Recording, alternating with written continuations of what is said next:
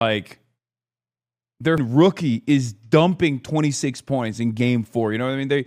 They got their bench points as opposed to the Knicks was like 2 versus 30. Okay? Like, it's insane. That's insane. Right? And obviously Spurs have won more and won more recently as opposed to the Knicks. So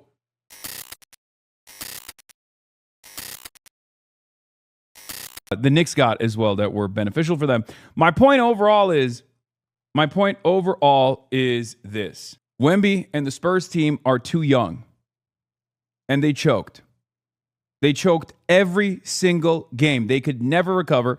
I think part of that is because Wemby's gas tank is not big enough to lead for 4 quarters. And not every player can do that. And he's still 22 years old. But like, think about it. Their top player is 22. Their second top player is 20. Like barely turned 20. It was like 19 not that long ago. And yes, I will stand by that statement. Okay. And then to top it off, if Castle's ass, what are you supposed to do? They had, I mean, look, Fox is 28. Yeah, he's 28. And he also was dog shit. 7 points in the last game. Unbelievable. Okay. Unbelievable. I mean, it was like the Spurs have the makings, have the fundamentals, and will probably have an incredibly dominant team. They just have to make changes. And they have to focus on certain things. And I think some of their failures came from a lack of experience. Okay?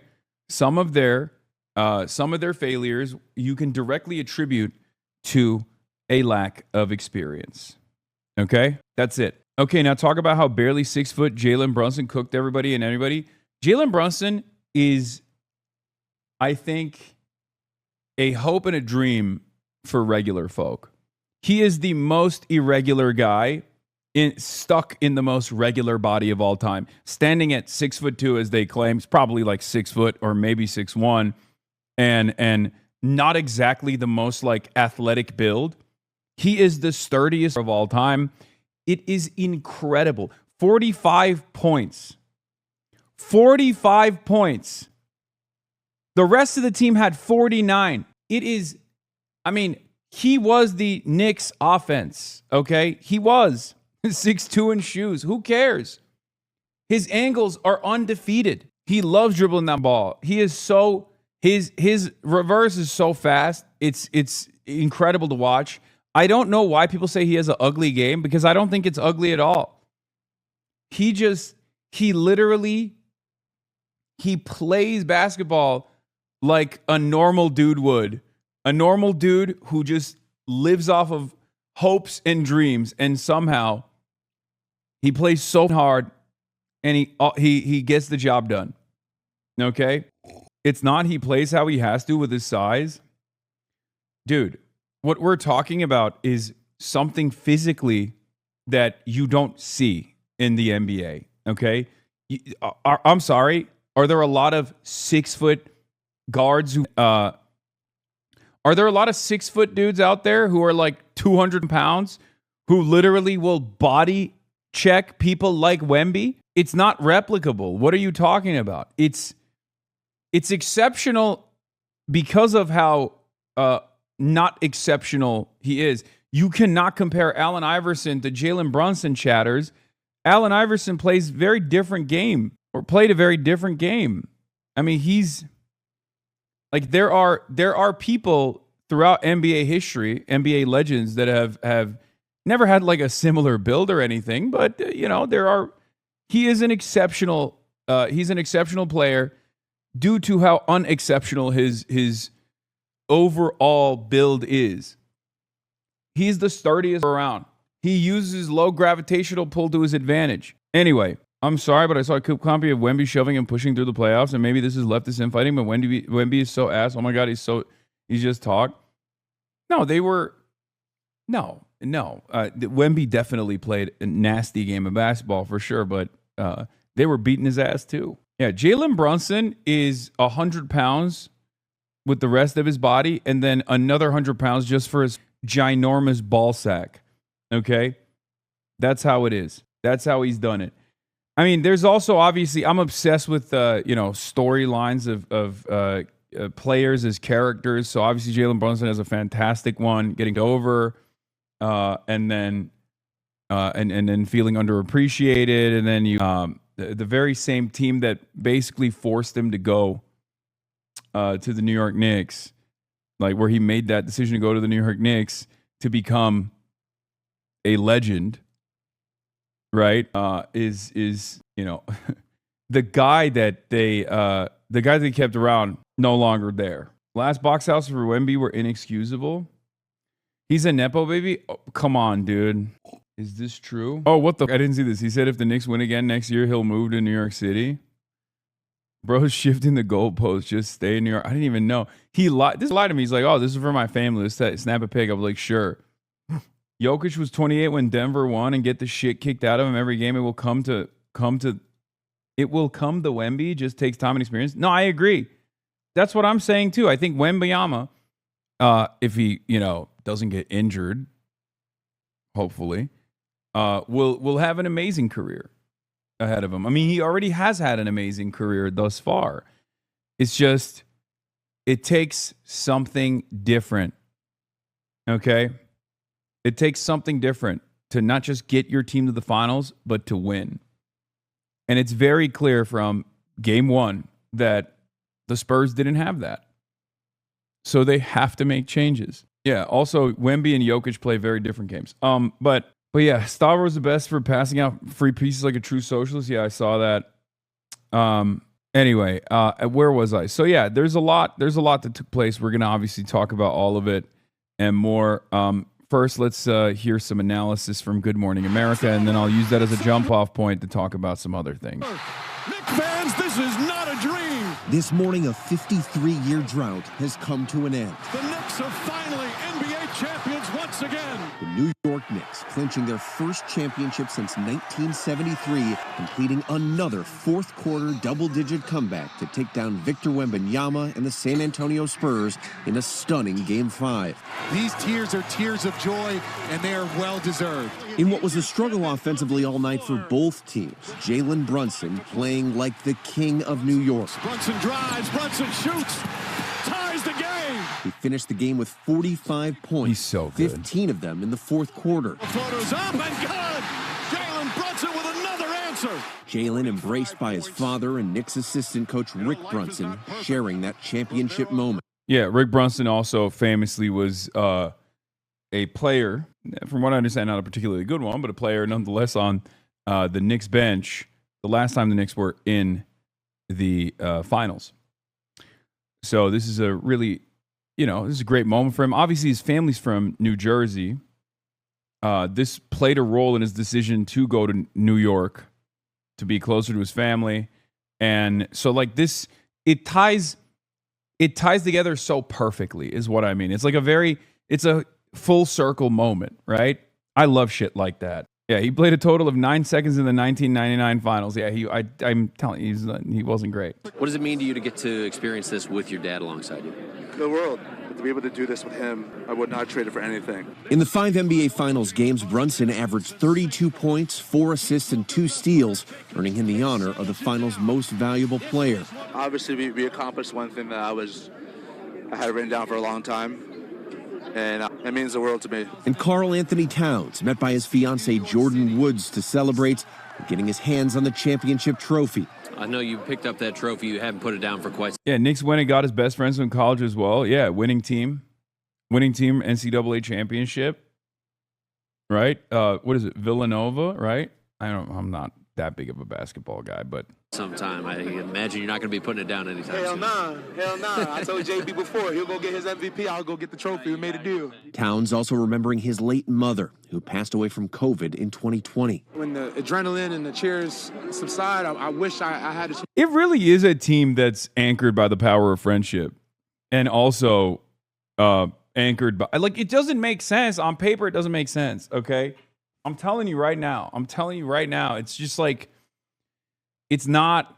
It's just like the Spurs on paper have a superstar, star-studded team, like their rookie is dumping 26 points in game 4. You know what I mean? They got their bench points as opposed to the Knicks was like 2 versus 30. Okay. Like, it's insane. That's insane. Right.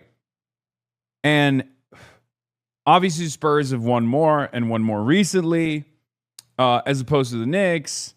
So, this was in many respects an underdog story.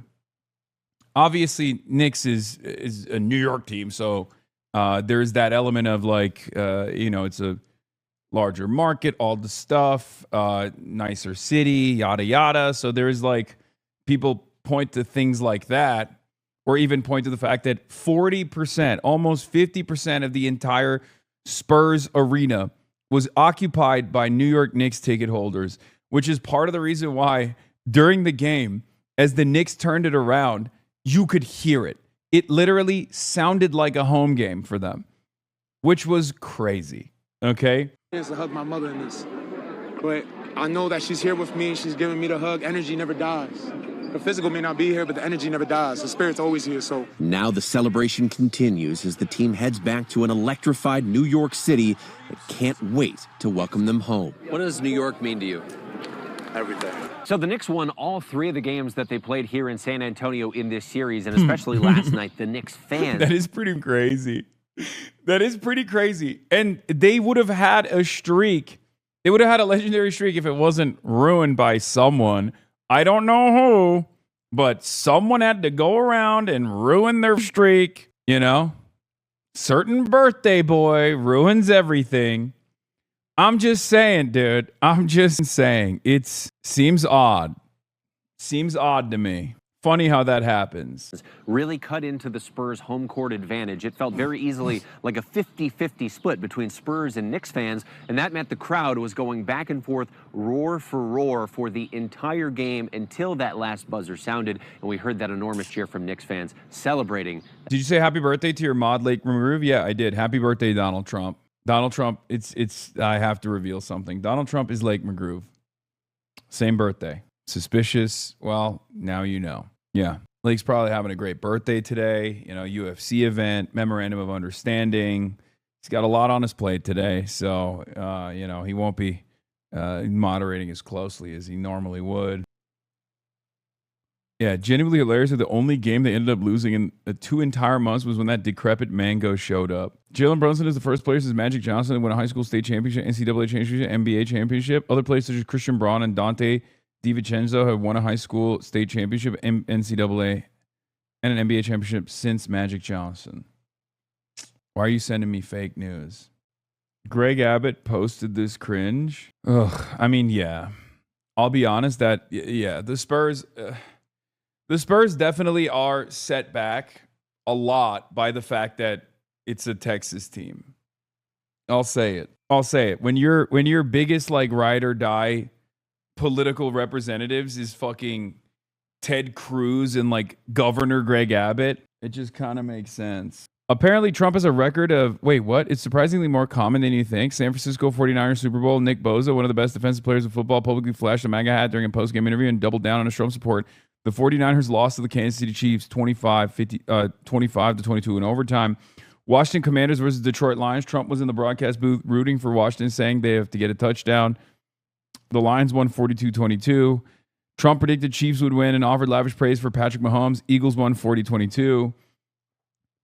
I mean, with the Knicks one, all I'll say is this. With the Knicks, MAGA Mitch played a much better game in Texas. Something I just noticed, I'm not pointing any fingers, but it's just something that I did see with my own 2 eyes. I thought that was awfully suspicious, that he felt comfortable in his natural environment, Yeah. Strange behavior.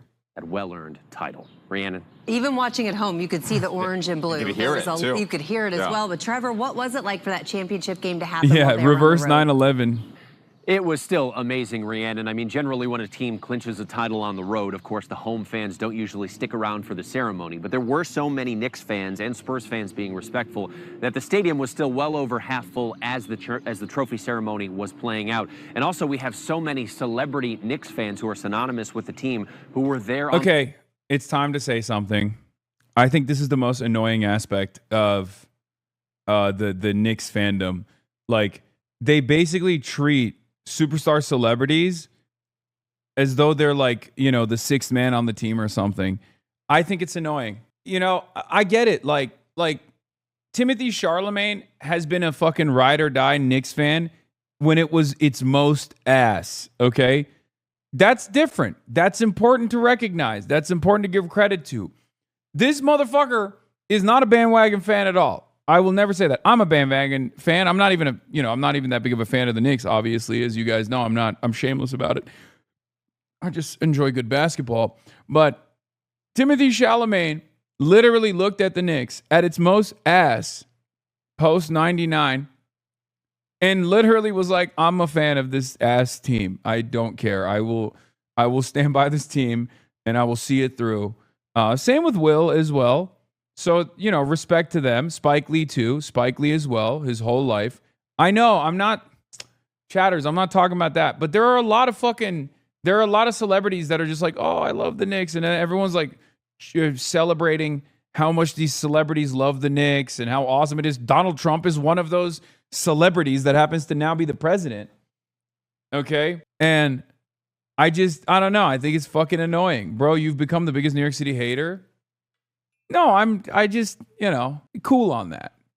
Maybe controversial opinion, but I feel like the real superstars are the ones who should be highlighted unconditionally across the board, and that is the team. Right? What is this? You see this idiot talking shit? What the fuck is this? Oh, God, here we go. Dude, I don't care about the fucking Barstool guy who found it in his, found an opportunity to fucking get a dunk on me. Who gives a shit? Fuck him. Wemby will do great on the Guangdong Tigers. Yeah, oh, come on, dude. Okay, some of you motherfuckers are out of your dang minds, okay?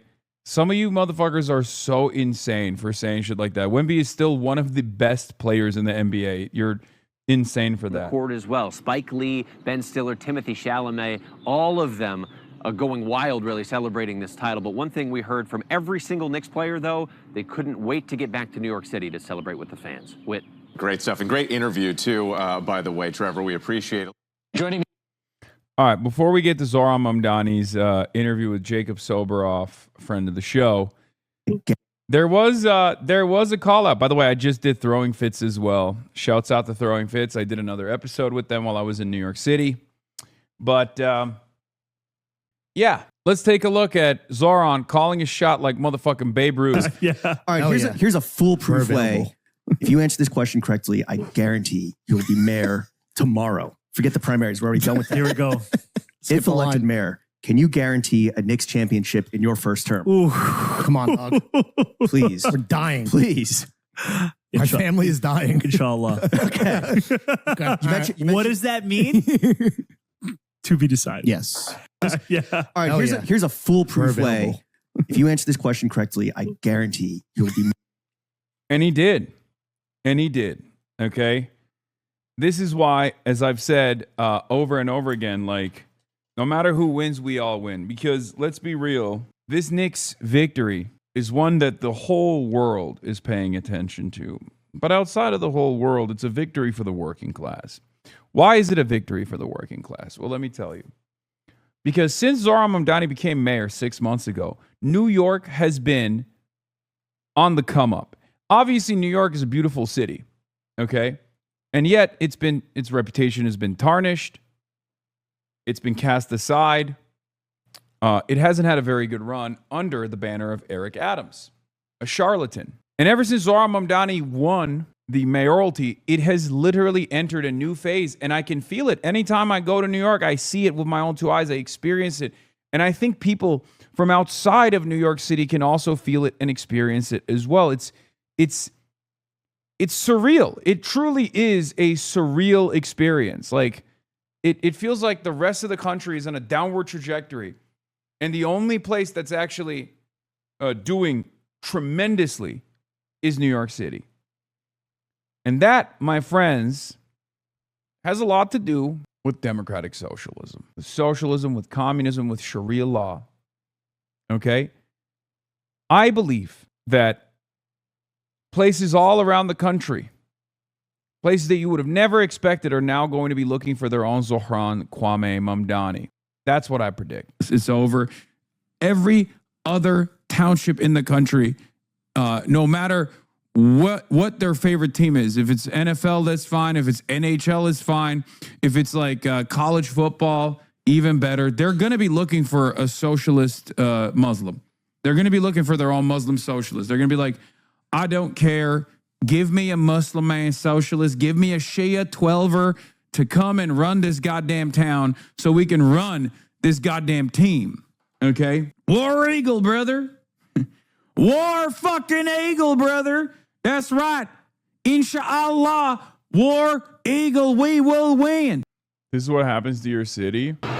It's crazy. It's crazy. During the campaign, I thought it was a little weird and racist for The Atlantic to say Mamdani was promising magic realism, but now I see what they meant. Impossible, wonderful things are just happening every day in New York City. I mean, it has been an incredible come up, okay? New York is already look, New York is already a wonderful, yeah, Jalen Brunson espousing Gramsci's pessimism of the intellect, optimism of the will, brings the championship to socialist New York City. You're allowed to think about the worst case scenario, but you got to do something about it. Things are happening in New York that I just don't even understand. I feel like it's too good to be true. Now, a lot of people are saying just move there already, but here's the thing. I want to bring that everywhere, okay? I want to bring that joy and that celebration and that upwards trajectory to other places as well, because we all deserve it, okay? This is not a socialism in one city only attitude. At the HasanAbi broadcast, we want everyone to gain autonomy in their workplaces. We want everyone to get a little bit, a crumb back. Was over. These are people that were watching on the sides of buildings as the game was projected onto the sides of buildings. People wheeled out screens onto the sidewalks, again, across multiple neighborhoods here in New York City, with the anticipation that the Knicks would do what they just did, winning their first championship since 1973. One of those locations is where our Mark Morales is, who joins us from Central Park right now. Mark, if you can hear me, what's going on out there? Was over. These are people that were watching on the sides of buildings as the game was projected onto the sides of buildings. People wheeled out screens onto the sidewalks, again, across multiple neighborhoods here in New York City, with the anticipation that the Knicks would do what they... Is the lighting better this way or worse? I can't tell.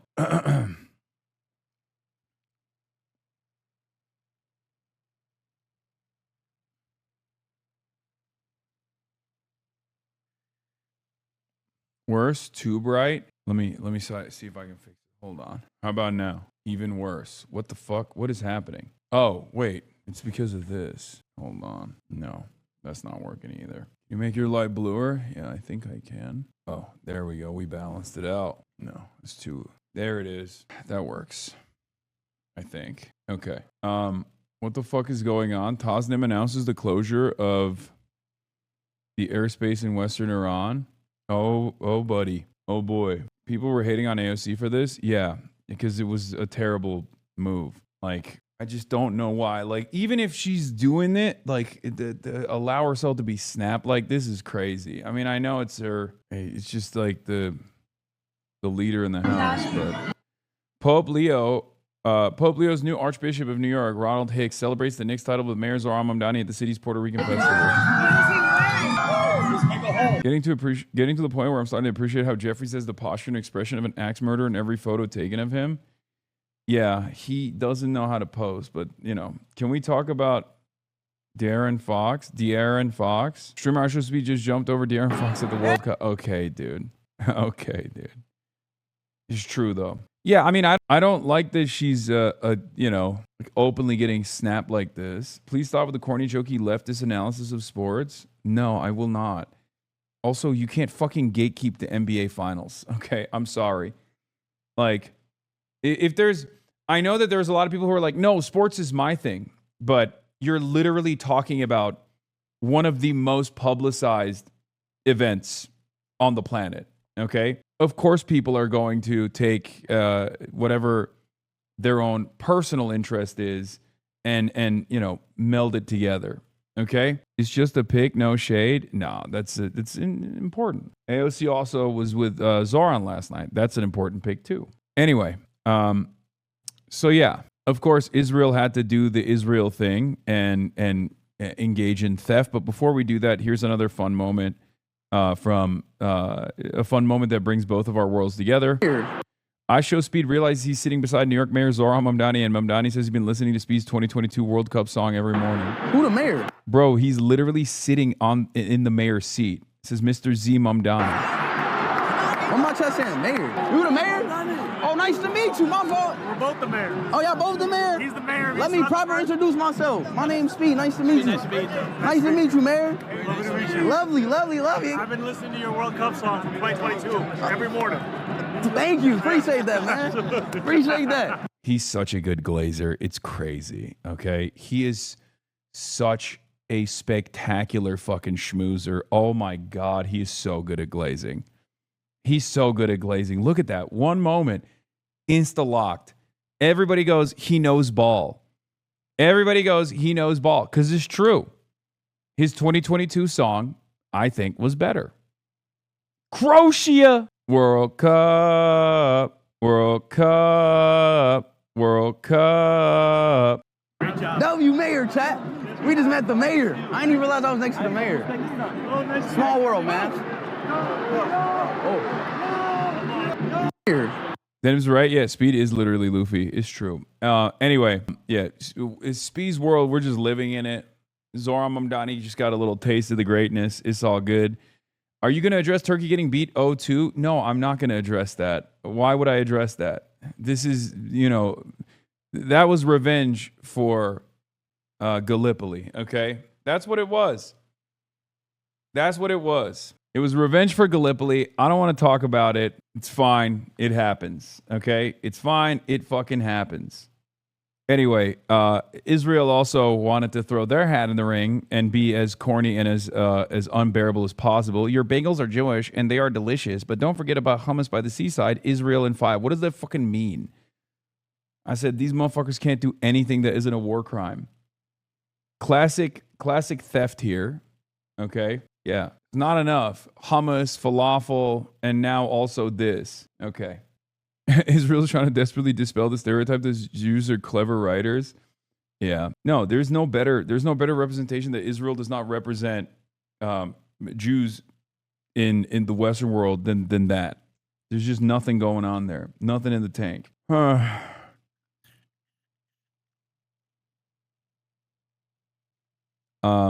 Anyway, what else were we gonna do? Okay, so yeah, here's Mamdani on Jacob Soboroff this morning. City Mayor Zoran Mamdani. Mr. Mayor, it's great to see you. How you doing? What an incredible night. What an incredible morning. I'm doing great. How are you? I'm doing good. It's good to see you again. Did you get any sleep? I went to sleep at 3:45 a.m. and like most New Yorkers woke up asking myself, did that really happen? and it did happen. I can confirm. I saw it at a bar on the Lower East Side. You are such a diehard Knicks fan. It has been so fun to watch you go through this playoff run. I saw a video of you celebrating in the streets a few hours ago. I think you were in the West Village. Is that where you were? Yes, that's where I was. And I think it was the same thing no matter what part of the city you were in. I think it's really funny that, Brooklyn has his own team. What? Fox News declares that Hassan Piker is a prophet and Abdul El Sayed is his disciple. He's a disciple of a guy named Hassan Piker, America hating, Israel hating. What the fuck? Dude, they're fucking insane, dude. All right, we'll look at that in a little bit. People have been waiting for this for 53 years. And there have been so many heartbreaks, so many near misses, so many years, every year where we've told ourselves it's the year. And for it to actually happen now, I mean, there's nothing more we can ask for as New Yorkers. Talk to me about the energy in the city right now with the World Cup going on, with the Knicks winning the championship. Have you ever felt this way in New York City before, seen New York City so united before? The fuck? Quite beautifully, where it said that oftentimes this kind of unity comes in moments of tragedy, and to see it coming now in a moment of joy, it's something that I've never seen before across our city, where the nation's largest city has... That's what happens. That's what happens when you're a Muslim New Yorker. Immediately he goes, the only time I've seen New York this united was in hating people like myself after 9/11. So I'm glad. He's like, I'm glad that we're just united in our hatred of Wembanyama. and a Texas team instead. One time New York is united in not hating Muslims is a good opportunity for all New Yorkers, you know? What feels like the world's smallest town, where everyone is thinking and hoping and praying for the same thing. And now here we are, and we're just pinching ourselves and asking, is it real? I feel like the parade announcement dropped in the seconds after the championship being clinched. What can you tell us about what we can expect for Thursday? Well, I think first and foremost, as a fan, I'm always hesitant not to jinx anything, but as the mayor, we do have to prepare for all the logistics. Ratio. So thanks to the team and partners at MSG as well as at the NYPD. This work has been happening behind the scenes just in case we were to win Game 5, and we're going to have a parade on Thursday, and it's going to be a parade that has a ceremony at City Hall. We'll be presenting keys to the city to the Knicks team, and then it will be the first ticker tape parade in Knicks history where New Yorkers will be... Eric Adams presents Key to the City to Diddy. Zoran Mamdani presents Key to the City to Jalen Brunson. You decide which political movement you want to be a part of, okay? Just saying. Just saying, dude. Who do you think was making better use of the Key to the City distribution? He announced the parade at 12 a.m. law. I know, right after the Knicks won. Able to celebrate a moment that... Ain't no way Adams gave Diddy the Key to the City. Yes, that is real. He did do that. Iconic New Yorker. I mean, this is a real thing that happened. So this is genuinely a thing that happened. I watched it happen. I watched it happen numerous times, actually. It's incredible. After the allegations? No, not after the allegations. Feels like we waited an entire lifetime for, because when it comes to people my age and a little bit older, we have. Yeah, so he's going to do the parade, and then Thursday after the parade, he's literally going to do the Bernie Zoran rally in Brooklyn for the congressional slate with Claire Valdez, Brad Lander, and Daria Liza Avila Chevalier. I was with Claire and Dari yesterday, as you guys know. I'm very proud of you, by the way, for raising 20 grand in a matter of an hour and a half. It was awesome. That was very cool. And I hope you guys enjoyed that. That was a fun little experience where I was in the Canvas operations, doing some phone calls, calling up volunteers to get more of their support, and also bundling, which I failed at. We won't talk about that, obviously. What is this? Of course, he'd write off of Knicks win to capitalize on visibility and push his personal and political agenda campaign same day, but after work, it's dirty play. But on the edge of legality, he toes that line dangerously. This is ChatGPT. Everyone does ChatGPT. Stu Smith in chief. I don't think I can physically support the DSA more. The Supercut is a perfect look at how Hasan Piker goes to bat for the DSA. Hasan phone banks for the DSA-backed congressional candidates, recruits volunteers, amplifies their campaigns to his massive audience, and tells one viewer, I don't think I can physically support the DSA more than I already have. After a few days in the Big Apple, Piker says he is still in New York because there's a lot happening in the city for socialism, while praising the DSA for what they've built and for chipping away at the Democratic Party machine. Now he's taking the act to Denver today, where he's appearing with Malak Quiroz, the Democratic Socialist running in Colorado's 1st congressional district. Dude, Stu Smith, I feel like, has gone from being my number one hater to a Stan account, okay? It started off as a guy from, a right-wing think tank, Manhattan Institute, clipping things out of context and trying to make a controversy where no such controversy should exist. And now he's become a fan. My haters are becoming my waiters at the table of success. Shout out to Eric Adams. It's very funny. He's promoting events that I'm doing. Young, bold, and unbought, but lacking the critical thinking skills to avoid swallowing foreign regime propaganda hook, line, and sinker, he says. He had to add something in there to be like, yeah, he still sucks, by the way. It's looking quite suspicious Islamically. Ooh, I'm Zoran Mamdani. My wife is Ha. My favorite soccer team won the league for the first time in 22 years. My favorite basketball team won the championship for the first time in 53 years. You, man. It's true. 2 Eric Adams mentions. He was really him. I mean, you guys know. Obviously, Zoran, I like. Eric Adams, well, that's my brother, okay? That's my kin. That is a man that is my blood. He's Albanian, he's Turkish, he's Eric Adams, okay? Tough for Zoran to ever match up tough for Zoran to ever fill Eric Adams' shoes, okay?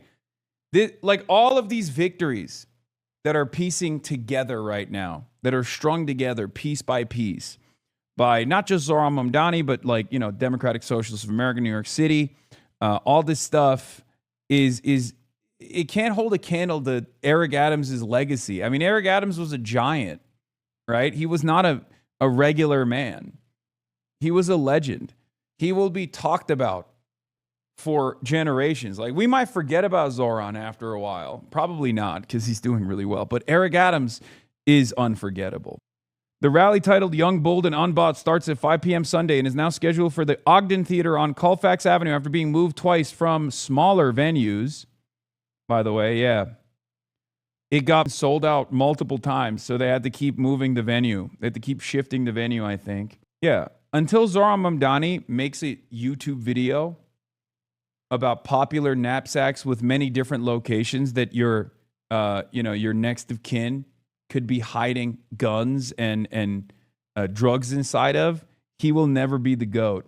Ogden got canceled. It moved from the Ogden 2. I don't even know where it is. I think it's at the Capitol building now. Ogden pulled out. I don't know where it is. I have no idea where it is. No, bro. Diane DeGette made boss calls to cancel the event. The venue owners blacklisted us. Wait, really? Damn, you guys know more than I do. It's at the Capitol building on the lawn. They sent out a mailer yesterday saying it'll be announced today after the move to Ogden. It's a protest now? Wait, what? What happened? Wait. I'm not familiar with what's going on at all. Yeah, they mailed us. It got moved again, but that email doesn't say the new location. Bro doesn't know his plans are gone. Okay, I just texted some people to see what is up. What Capitol protest? What is or isn't it happening at Ogden? And is it a protest? I don't know. Bro, just check the Insta links. Chat keeps linking you. What is this? When did this get posted? Class to silence us. The Ogden, RealWorks, the Stanley Marketplace, all of them canceled our contracts at the last minute. All because we're calling for Medicare for all, for housing first, for universal child care. They are so goddamn scared. So you know what? We're taking this to the people's house. Join us at the Capitol at 4 p.m. You can lock us out of the buildings, but you can't stop us from building this movement. What the people's voices must be heard. Together, let's take our power back. Bro, this just happened 20 minutes ago. What the? Yo, what the? Dude, so we moved, they moved venues over and over again. I just accepted the collaboration post. What the? I didn't realize this was happening. Welcome to Denver? Dude, that's so lame. Yo. AEG has a monopoly on all Denver venues. Look up who owns them. Live Nation blacklisted us. Wait, what? Welcome to Denver, baby. Yeah, but Denver is supposed to be woke. What the hell? I thought Colorado was like run by the wokes. Are they all canceling? I think part of it is because I'm appearing. God damn, dude. This shit is so ass. Like, oh God, it's so nasty. Nah, it ain't woke, it's lipped up. It's just, that is whack as hell, dude. That actually is whack as hell. Denver itself is blue. I mean, dude, they're saying no to our money. You know what I mean? Like, what the hell is this? Wokes have no power, man. There can be woke people, but they're not controlling shit. No, man. Listen, they got the moneyed interest, okay? They got the moneyed interest, but it doesn't matter. We have the people. Someone fill me in. Why is Hasan pissed right now? Because I just found out there were like venue changes because I thought it was because like, people were showing a lot of interest and there were numerous venue changes. And the last venue that we arrived at, they canceled last second. And Julie also dropped out. Senator Julie Gonzalez's statement. Today, I'm deciding to no longer participate in the rally with Hasan Piker at no fault of the event organizers. Multiple venues who canceled the 11th hour, and I have been told that it was a violation of the venue contracts. I appreciate Hasan Piker, Malak Quiroz, and Justin Pearson, and Representative Donna McKinney for inviting us to engage. In my remarks today, I plan to speak about the toll that crisis after crisis, outrage after outrage, and the trauma after trauma inflicts on Coloradans, while both Democratic establishment and MAGA extremists either take voters like us for granted or even worse, fail to take our pain into consideration at all. I'm hearing from Colorado voters livid and exhausted about our politics, a broken healthcare system, and ICE, thugs, the genocide in Gaza, the climate crisis, forever wars, lawlessness, and corruption, corporations surveilling and monetizing our every move. Colorado voters are rightly outraged by about our tax dollars being used to tear down institutions and values we hold dear while working than ever just to survive and afford the basics. However, instead of holding the billionaires and the corporations that control the account, increasingly we're seeing the classic divide and conquer strategy that leaves us all less safe. Too many of us are all too familiar with the alarming rise in anti-Semitism and anti-Arab hate in Colorado, in the United States, and across the globe, which leaves many feeling like they do not have a home within our movement for safety, self-determination, and peace. As an organizer who has committed my life to fight for racial and economic justice, I know that there's nothing more powerful than standing in solidarity with our neighbors and allies, not only when it's easy, but especially when it's hard. Through collective action, we must address the crises of our time. I'm huge L for this. She'll get a lot of coverage because it was canceled like 3 times. She's missing so many eyes on the campaign. Yeah. I think the protest is the right decision because it will get media attention too. I mean, who knows? I tried to coordinate with having it at the University of Denver, but they wouldn't take us. What is the fear? What is the fear that these people have? Like, are all of these institutions at the end of the day going to cave and capitulate to Trumpism, to MAGA fascism? Are liberal institutions going to do the same thing? Is that what it is? Are we living in a planet now where these guys, instead of fighting back against these right-wing forces, these reactionary forces, no matter where they're coming from, they're going to turn around and say, sorry, we're going to do everything we can in our power to disrupt your free speech. Is that a surprise? You know the history? YouTuber, what? No, this is big business owners capitulating to, these are big business owners that are capitulating to at a time when there's unprecedented amounts of attacks on free speech. These are big business owners that seemingly are supposed to be apolitical or liberal adjacent, turning around and leaning into the right-wing smears. And chatters who say, there's no such thing as free speech, brother, it's time to learn it. Like, I understand that. But if there is this principle that we are supposed to maintain, and there's constitutional protection around this, then yeah, it's totally preposterous to try and do this kind of thing. And it has been happening more frequently with my appearances, as you guys know. In Stanford, they did the same thing. When SJP invited me to speak on campus, they literally canceled the venue that we had sold out last second. It was a 1,500 person venue. They sold it out it was sold out, and they changed the venue to a much smaller venue last second. They did that in Stanford as well. I still went and I still spoke because I think it's important to do this sort of thing. But it is actually like, this kind of disruption does not happen to right wingers, man. This kind of disruption, regardless of the amount of pushback that they receive from actual student groups and actual protesters and actual organizers, schools never do this kind of thing. Venues never do this kind of thing for Ben Shapiro. They never did this kind of thing for Charlie Kirk. It only goes in one direction. I find that very odd. I find that very strange. Yeah, like Milo Yiannopoulos, like people who are rabble-rousers and firebrands, but spew hateful rhetoric on purpose. Those people never got their venues canceled.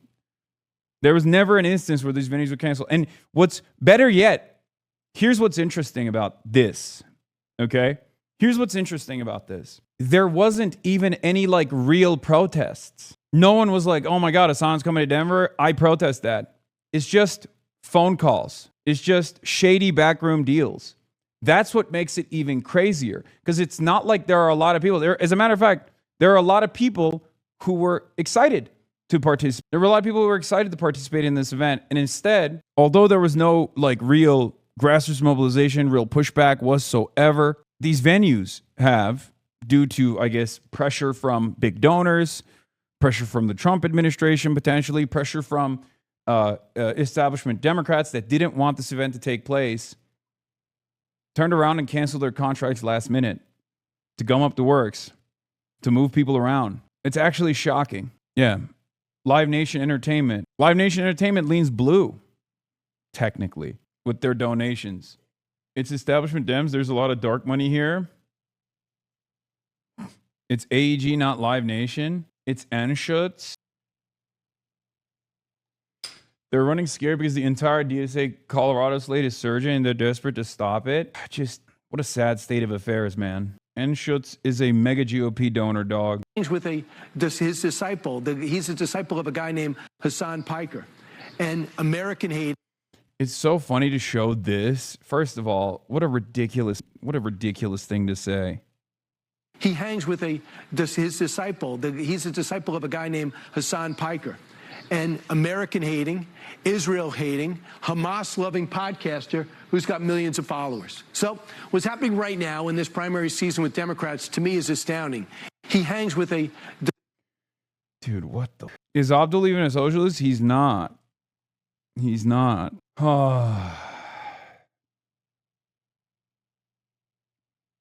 Ever since you started campaigning with and rallying with insurgent candidates, especially winning ones, the attacks have ramped up significantly. Yeah. I wish I had, I'm going to be honest, I wish I had more amongst liberals. It's kind of wild. It's kind of wild that, like, they're genuinely taking advantage of the Republican attacks, the reactionary attacks against the left flank. Not like, you know, not the heart of the established Democrats. Obviously, they understand this as a threat to their power, because they don't want to stop doing business as usual politics. I mean, you should talk to them all the time. No, I'm not talking about like fucking establishment Democrats. I'm not talking about like, I don't know. I'm not talking about like Hakeem Jeffries, okay? I'm talking about the actual liberal institutions, liberal voters, like people who self-identify as liberal. I don't think these guys understand. I'm not the reason why people hate Israel. I'm not the reason why people hate capitalism. People hate capitalism because they live in it. And they're desperate for a change. People hate Israel because they saw what Israel did with our tax dollars. And they want that to change. So it's not like this is going to go away. But what I mean is this. If any Republican went through this process, if any Republican commentator, no matter how right-wing they are, had a similar process like this, the entirety of the media apparatus would make a fuss over it. The entire Republican media apparatus would be up in arms saying, see, the liberals hate free speech. They're doing it again. We don't have a similar system. That's what I'm talking about. Even if it's like beneficial, there are moments where you bury the hatchet, okay? Even if there is like factional infighting amongst the left and the liberals, this is an instance where you bury the hatchet to fight back against the Republican forces that we are supposedly aligned in combating, okay? That's how it works. Republicans understand that, and they let bygones be bygones all the time. They put their differences aside when it comes down to combating liberalism, leftism, and all manner of progress. Is it, what is this?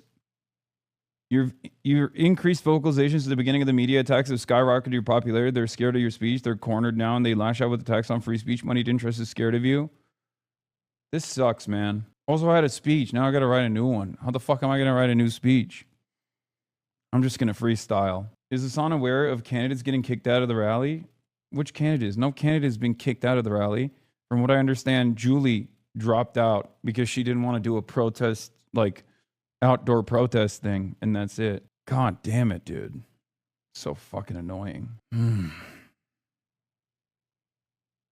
Anyway, apparently Haley Stevens is also coming after me, and Abdullah Syed. So Craig Mauger on UM charges. So University of Michigan, there was an incident at University of Michigan with pro-Palestinian protesters, okay? And the judge dropped it, and yet Kash Patel's FBI decided to restart the prosecution and advance it. Abdullah Syed was asked about it, and he said, it's a lot more about what you're advocating for that gets you indicted rather than what you did. There's no world where you can target an individual. You can target their family, or you can target their business or their property. That's just wrong. Full stop. And at the same time, you gotta let the justice system do its part, right? This is an indictment. And then also, did we not see the vandalism that the January 6th terrorists did who are all pardoned now? Did we not see all of that? And now they're trying to give them a $1.8 billion slush fund? I mean, let's be clear, like, if we believe in justice, then justice should apply equally, correct? And we literally saw what they did on January 6th, and they got pardons. So I'm just saying that, like, I believe in justice because I believe that when you break the law, you should be held accountable to the law. But I don't love watching our justice system treat people differently, right, based on what it is that they were advocating for. So I just want to be clear that that's what we're seeing under the Trump administration. So yes, targeting people, families, properties, businesses, wrong. Of course it's wrong. But it's also wrong when January 6th terrorists do it. And to watch the same Trump administration use these terms in certain ways, I think we all need to be asking big questions about. Here was Haley Stevens' response. Well, look, I'm concerned about repeated patterns of embracing political violence and being out of step with Michigan voters.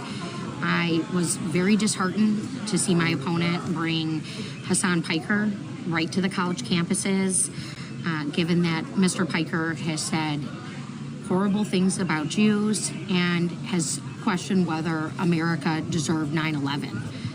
Oh my God, brother. It's not who we are in Michigan.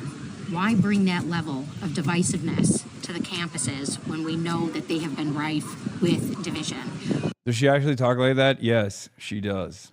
It's not a bit.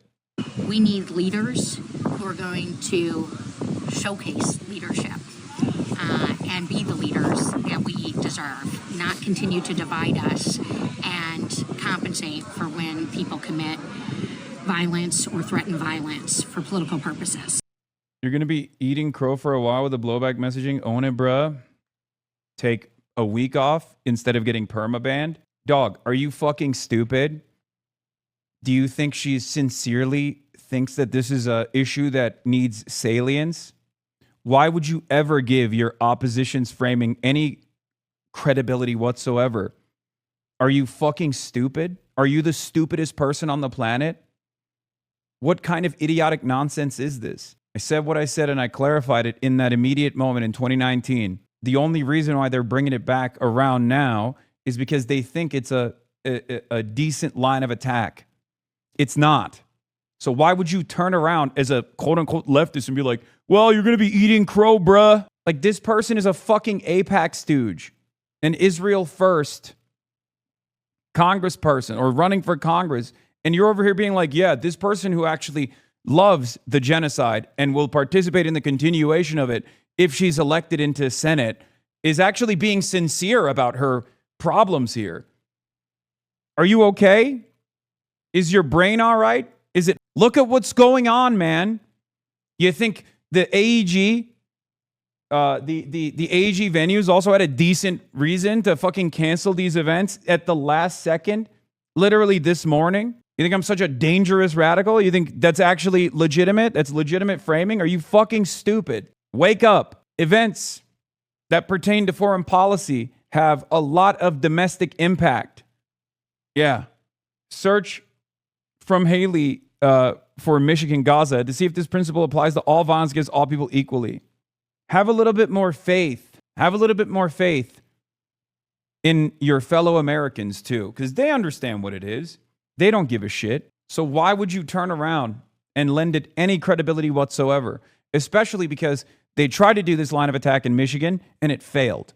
Abdul went from third place to first place in the primaries. It didn't work in New York City, of all places, when Andrew Cuomo thought this would be a decent line of attack. So why would you ever in a million years act like this is in any way, shape, or form a legitimate line? Why would you ever lend it credibility? Yeah, she's only sinisterly deploying this message in a last-ditch effort to pull voters from El Sayed since it's a two-person race at this point. She doesn't give a fuck. And it's not going to work. It's not going to work. Yeah, this isn't hard. Condemn Israel's genocide without equivocation. Israel's violent ethnic cleansing of Palestinians is wrong. This is simple, and any leader should be able to say so. The fact that my colleague cannot bring herself to say this is concerning. The USA is full of pro-Israel people. No, that's not true. Congress is full of people who are pro-Israel. America is not. If that was the case, AIPAC wouldn't have to hide their funding vehicles. AIPAC wouldn't have to run ads that have nothing to do with Israel against critics of Israel. You're just wrong. Congress is full of pro-Israel people. Americans are not pro-Israel at all. That's ridiculous. That's a ridiculous statement. There is a reason why the Israeli lobby never openly mentions that this particular candidate they're funding is actually pro-Israel in their campaign ads. They never touch on it. Why?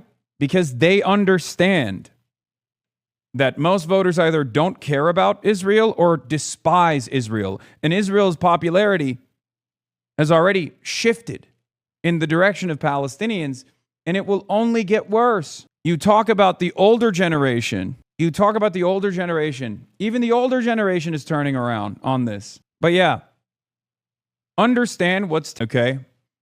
You have a Chuck Schumer-backed candidate running for Senate taking credit for the Trump administration's unjust prosecution of student protesters with trumped-up charges and defending it while simultaneously criticizing her opponent, who is showcasing the disparity between January 6ers and those who are now in the crosshairs of prosecution by the FBI. This is where that uniparty approach comes into play.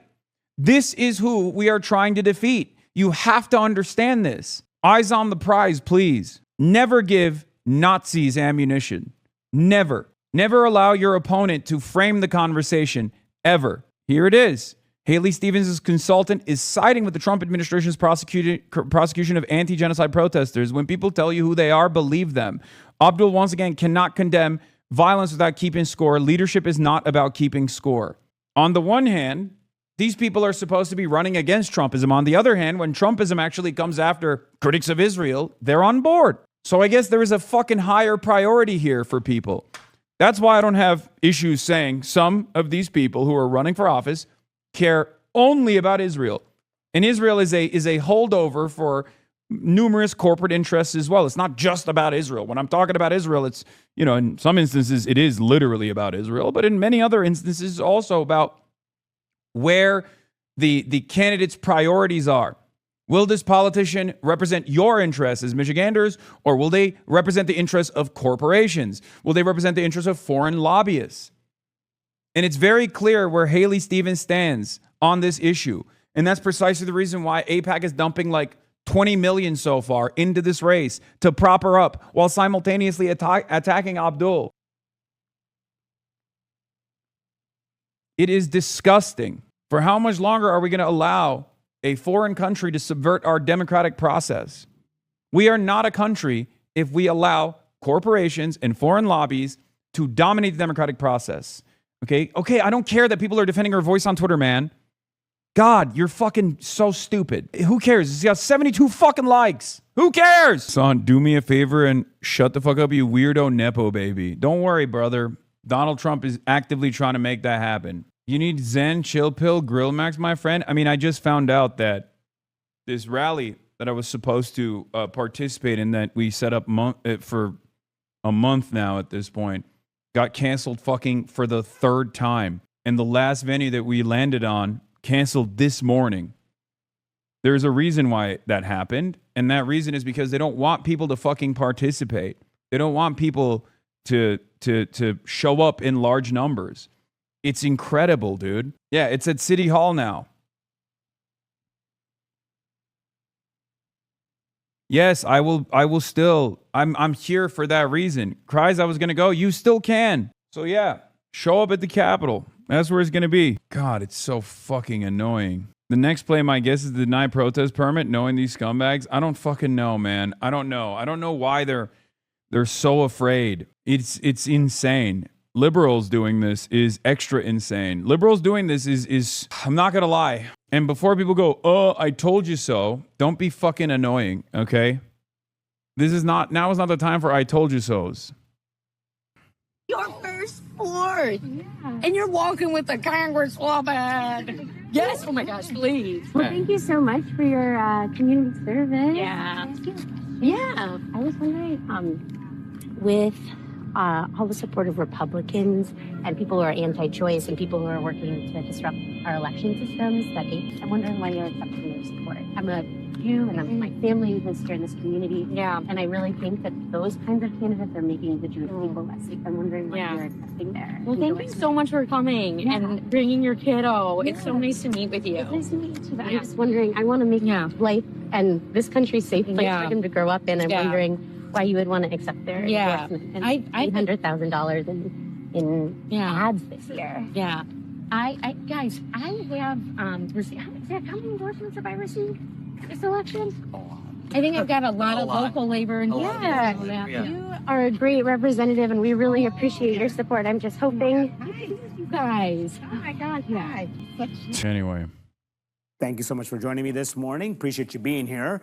So what does it say, Mr. Lander, about the mood in the Democratic base that we're seeing these very progressive and even left-wing candidates winning in a number of key primaries over candidates backed by party leaders? Yeah, I think it says voters are fed up with corporate Democrats who haven't fought hard enough for working people. Price of housing going up like crazy, childcare, healthcare.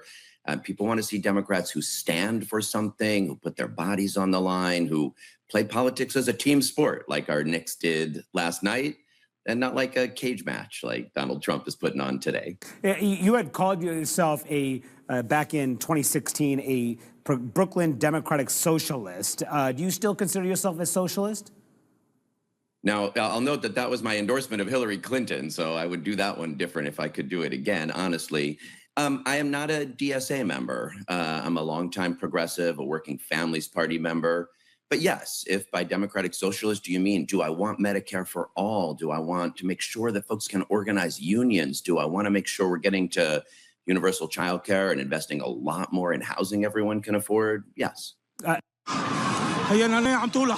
On the eve of a potential US-Iran deal that could end the war, Israeli missiles hit southern Beirut this afternoon, raising fears that such attacks could derail and undermine negotiations. 2 people were killed and 4 others were injured in the strikes, but the survivors refused to give in. We stayed here and didn't flee throughout the whole war. We're not afraid. We will not leave our home no matter what happens. But today, we didn't expect this targeting to happen. Prime Minister Benjamin Netanyahu said this is in response to continued attacks from his... They did this on purpose. For those of you who are wondering why this happened, it's because Trump kept floating the idea that the MOU, the Memorandum of Understanding, is close to being finalized, close to being signed by Iran, and Benjamin Netanyahu could never let it happen, of course. On northern Israel. Iran has repeatedly insisted that Lebanon must be part of any broader agreement, with Iran's top negotiator, Mohammad Ghalibaf, posting on X today, saying the United States either lacked the will to fulfill its commitment or the ability to do so. I think Prime Minister Netanyahu is trying to assert his authority and separate the U.S.-Iran negotiations from the Lebanese-Israeli negotiations. And this uptick of military activity could very well be designed to derail the signing of this memorandum of understanding and perhaps spoil the prospects of an agreement. And U.S. President Donald Trump agrees. But he was less polite, telling Fox News he called Prime Minister Netanyahu and said, "What the F are you doing?" He also posted on Truth Social and said the attacks on Beirut should not have happened, particularly on a special day when we are so close to a peace deal with Iran. The agreement will extend the ceasefire for 60 days, but crucially, it will reopen the Strait of Hormuz immediately. In return, the US will lift its naval blockade and release frozen Iranian assets. But Iran's nuclear program will still be negotiated within the 60 days. Tehran, in the meantime, will agree to neither produce nor acquire nuclear weapons. This is the beginning of what could be the end game. But like we've seen in the Gaza peace plan, there is a nominal ceasefire. There continues to be violence, and there hasn't been any movement forward from phase 1 to phase 2.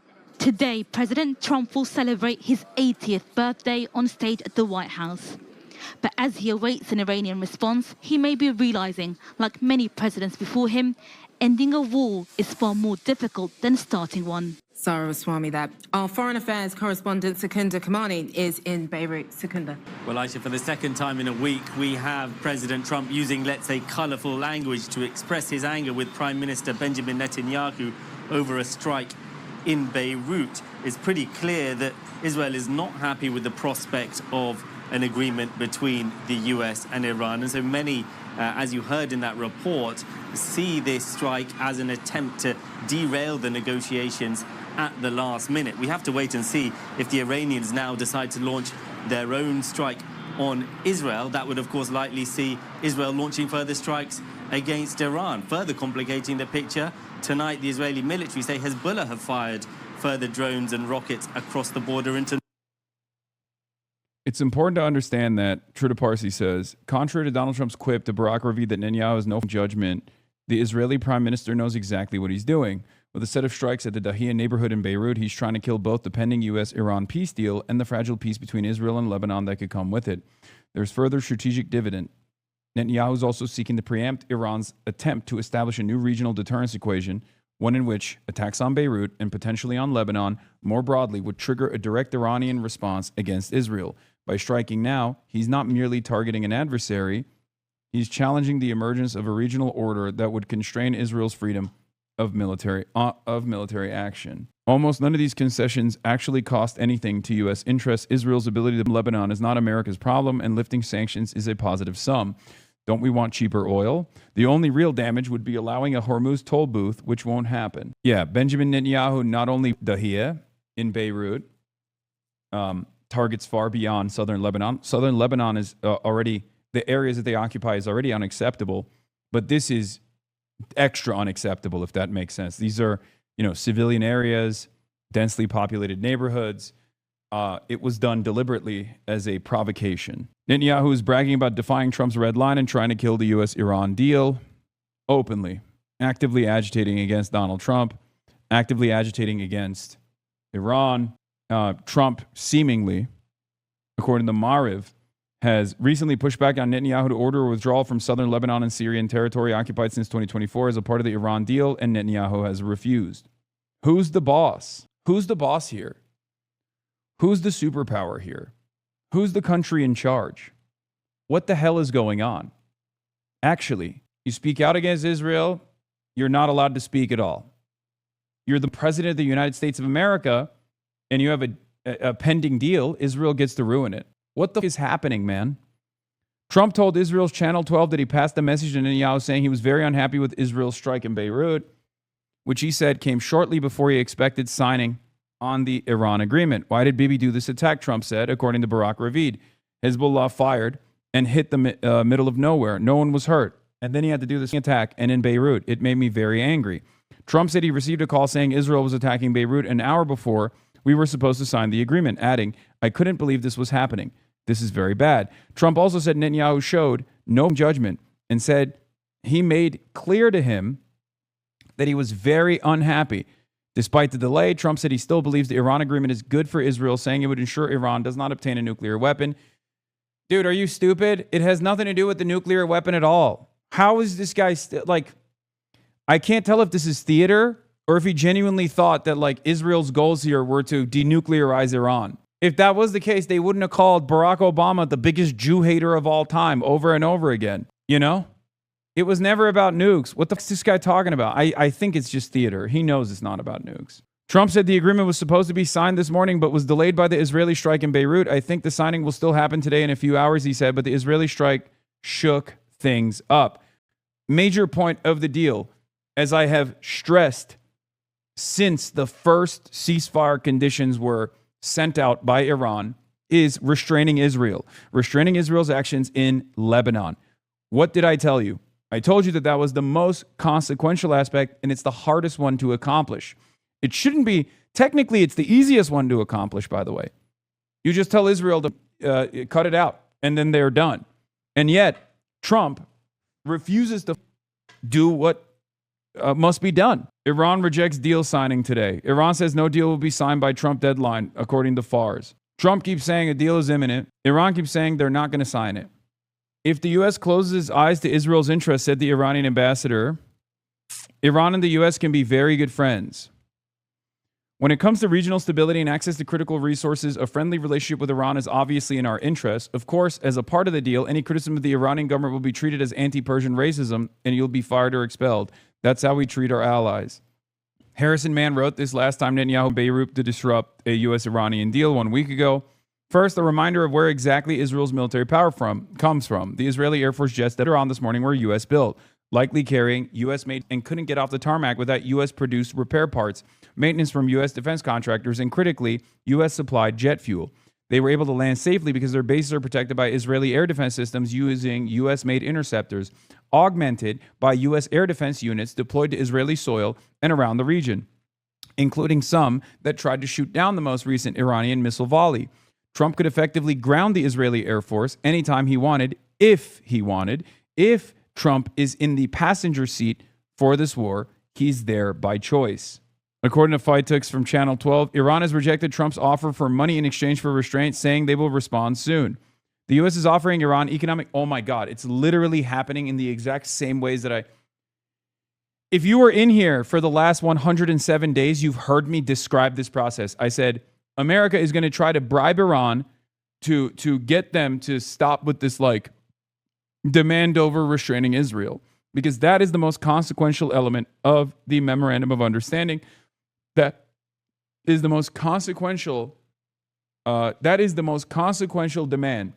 And I told you that the American government was going to give them money. I told you that they would unfreeze assets. They would try to bribe the Iranian government to move away from their demands to force America to restrain Israel. And it's clear that that is what they are trying to do. And to the Iranian government's credit, the Iranian military's credit, to give the Iranian government credit here, they understand that that is the most consequential element, and they're not budging, at least so far. Netanyahu seeking an urgent meeting with Trump after the G7 amid growing tension between the two leaders, an Israeli source tells CNN. Israeli officials are complaining to Channel 12. An Israeli official accuses Trump of normalizing fire at Israel. Senior Israeli official tells Channel Trump's Truth Social post is a resounding slap in the face. The restrictions have gone up a level. The expectation that Israel will not strike anywhere in Lebanon does not align with the narrative of a strategic ally. Oh my God, they're such babies, dude. They are so spoiled, so entitled, so unbelievably arrogant.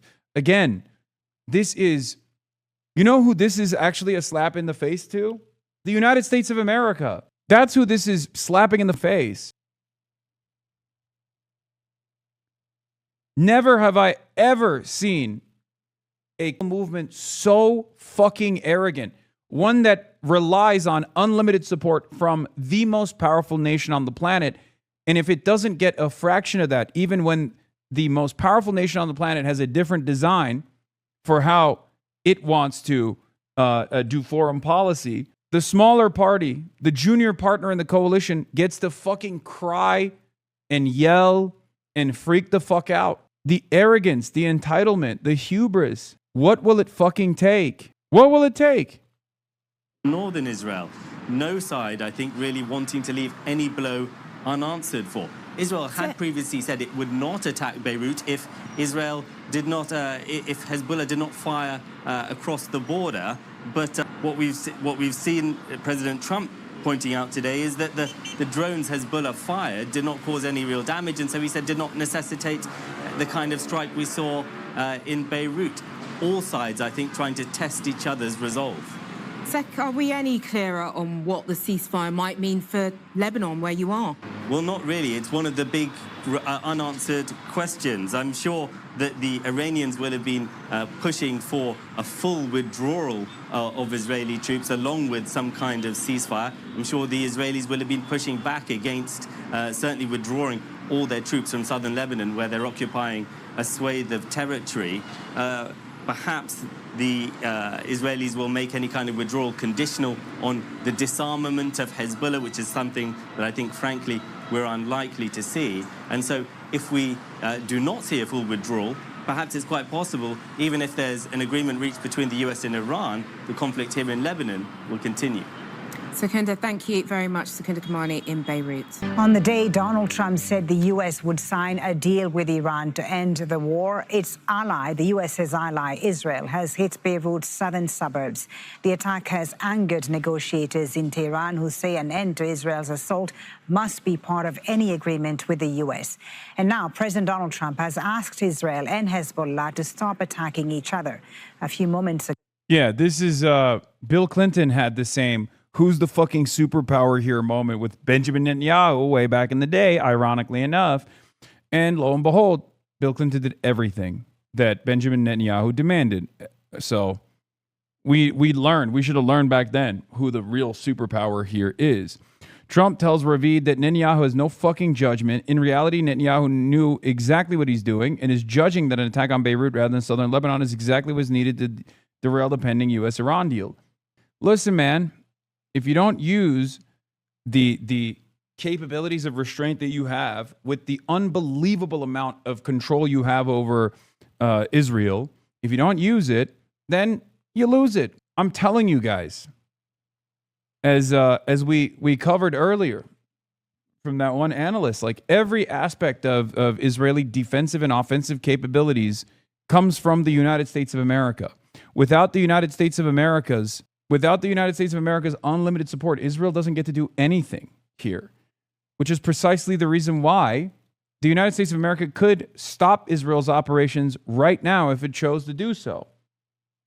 Unless Israel decides to go complete suicidal mode and try to use what remains of their munitions that they got from the United States of America without U.S. aid, without additional U.S. help, without any political cover in the international stage, which would revoke all other contracts that Israel has with all other Western allies as well, because that's the only thing that holds this thing together.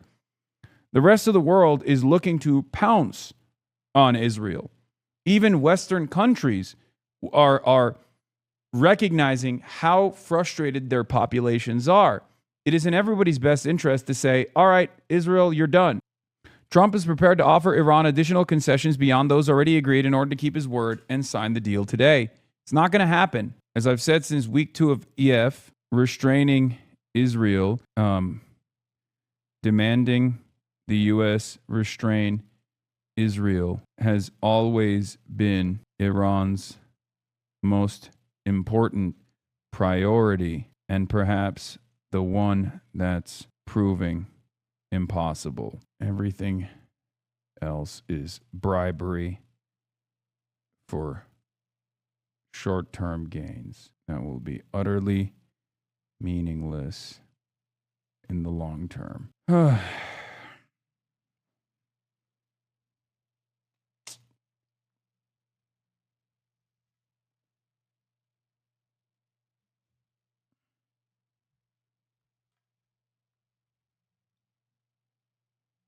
From a statecraft perspective, it makes no sense for Iran to sign if the USA can't keep Israel leashed. Yeah, of course not. Galabaf has a new statement saying they can never catch any part of the pillars of resistance alone and isolated. The valiant struggles of Lebanon's brave fighters and the powerful diplomacy of the Islamic Republic of Iran guarantee the sovereignty and territorial integrity of dear Lebanon and will dismantle the crazy antics and warmongering of the Israeli regime. Spin as we spin. Trump 5 minutes ago from Truth Social says this: Senator Jack Reed, a Democrat from Rhode Island, lied when stating the deal we just made is not as good as the Obama disaster known as the JCPOA. Reed is either an outright fraud or incompetent. The Obama deal was a road... Oh, God. Bro, you can't be tweeting funny shit like this, okay? This is not funny. I'm sorry. I don't see the humor in this. If there's more chaos inbound because of your lack of interest in fucking restraining our attack dog, dude, who gives a fuck? Like, this kind of stuff is funny when you're, dealing with domestic affairs or whatever, when there isn't a potential catastrophic situation that's imminent, okay? One of the worst and dumbest, hence Democrats, deals ever made by the U.S. Our deal is a wall against Iran ever having a nuclear weapon, the complete opposite of Obama. Obama impeached Jack Reed. It's meant for his base, not you. I mean, even his base has to fucking recognize at a certain point that even his base must recognize at this point that, like, Benjamin Netanyahu is just fucking straight up whipping his dick out and slapping Trump in the face with. A senior Israeli cabinet minister tells Channel 12, as far as we are concerned, Iran is Trump's issue, and he has the right to pursue an agreement, but Lebanon is ours. We must not agree to the Iranian equation, even at the cost of a severe confrontation with the U.S. A severe confrontation with the U.S. has been stated Iranian policy for years, also something Iran has committed via its status as an NPT signatory. Not much of a concession to them to state it again in writing. Yeah, original Iran nuclear deal. Under no circumstances will Iran ever seek, develop, or acquire a nuclear weapon. If the nuclear weapon was the main point of contention, the JCPOA would not be ripped apart. So whenever Donald Trump says, oh, Israel, what are you talking about? We're actually fucking following through on getting Iran to commit to no nuclear arms. Trump is behaving like a fucking moron. Everyone who's engaging in sober analysis here understands that denuclearization is not the fucking major point here. The major point for Israel is to destroy Iran, to rip it apart piece by piece. That's why once you fucking pulled the trigger, once you actually cast aside the past 4 decades of American foreign policy and decided to, take the action alongside Israel and blow up Iran, and it failed, you had to recalculate. Severe confrontation with the U.S. The entirety of Israeli military operations are dependent on U.S. intelligence and logistical support, and Israel would not be able to operate even a few days without this. Exactly. There is no operating without U.S. involvement for Israel. The level of cooperation within the Israeli military, even without our merger of the militaries, as the American Congress is seeking to push right now, is immense. This also proves vulnerability for Israel. Israel has never been a fully sovereign nation. That's part of the reason why they have to dump billions of dollars into this sophisticated influence peddling operation in the Western world. Israel cannot operate without unlimited American support.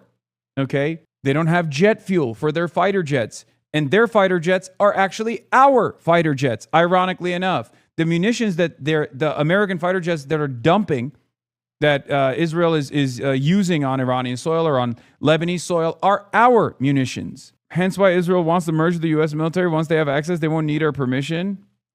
I mean, they seemingly don't need our permission right now, as you can see.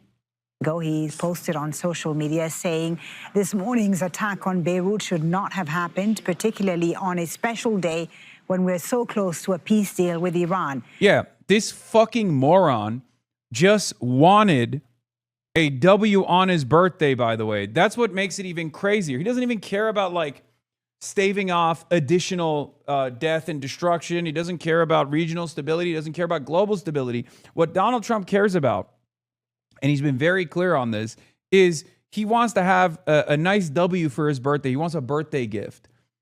It's incredible. That's what the whole point is. Oh, I have my UFC event. I have a memorandum of understanding. It's my big special day, and I'm a big special boy. Like a fucking toddler. That is what he cares about. That's the reason why he's pissed off. But clearly not pissed off enough to tell Israel to fuck off. Instead of telling Israel to restrain itself, he's turning around and trying to bribe the Iranian government into inaction here, instead of creating military deterrence, establishing and reestablishing military deterrence. That's what's also important to understand. If Iran takes the deal, if Iran takes the American deal with the additional funds or whatever Trump is offering, he says he's going to offer even more. I suspect it's just going to be direct pallets of cash or unfreezing assets that are trapped in regional banks and whatnot, assets that Iran already owns, in an effort to get Iran to not reestablish military deterrence. This would be a major mistake. If Iran doesn't retaliate in this circumstance, then Israel is the big dog. Israel is not only the senior partner in the American-Israeli coalition, but it's the only country that matters in the region. Its ambitions, no matter how bloodthirsty, no matter how ridiculous, no matter how belligerent, is the primary focus of the United States of America, and it will inevitably lead to their ultimate goal of destroying Iran. So if Iran understands that this is an existential threat, then they have to force America's hand into restraining Israel. President Trump and Prime Minister Netanyahu spoke a little bit ago. Trump updated Netanyahu on the progress towards signing with Iran, possibly as early as tonight. There's reports of Trump immediately lifting the naval blockade as a concession. Dog, there is nothing that matters here. Nothing that matters more than restraining Israel. I'm telling you, there's a reason why Iran sees this as the top priority. Because Iran understands that Israel is the reason why America bombed Iran to begin with. Breaking, Iran Supreme Leader Special Advisor says the order has been issued and 0 hour has arrived for Israel with missile launchers being prepared right now. Iranian state TV says Israel will be heavily bombed tonight. Yes, I have talked about Jeremy Scales reporting that Iran has a senior psychologist to understand Trump's pathology in the deal-making process. And he also said Iran wasn't the only country doing that. We're close to a deal that will bring peace to the region, including to Lebanon, and all sides should stand down. There should be no more attacks by Israel, he says, anywhere in Lebanon, but there should also be no more attacks by any other party, including Hezbollah, against Israel. This could be the beginning of a long... Victoria Coates of the Heritage Foundation is absolutely fantastic. She gets it like few others do. Thank you, Victoria. Iran will never have a nuclear weapon, and the Strait of Hormuz will be opening up for business very shortly. President Donald J. Trump. He's watching Fox and posting through it. Yeah. The U.S. plan for drawing down its presence in the Middle East was locking in a new security architecture with Israel, allied with the Sunni Arab countries via the Abraham Accords, working together to manage the region. The Gaza and now especially Iran wars have completely upended this idea, such that the U.S. is faced with a choice of many more years or even decades of close involvement in the region, or simply exiting the situation without a solid day after concept in mind. Yeah. Post-October 7, this calculation was thwarted, destroyed. It's true. We're supposed to allow America to withdraw its forces and allow its military cooperative agreements that they have with these other countries, these Gulf nations, in close coordination with Israel to maintain regional stability against Iran or against like whatever kind of limited militancy that might pop up with only American support if necessary. October 7 changed that dynamic. It made it impossible for the Gulf nations to come out and offer full support, political support to Israel, right? As it was conducting a genocide on the Palestinian population, the Arab population, on Muslim populations.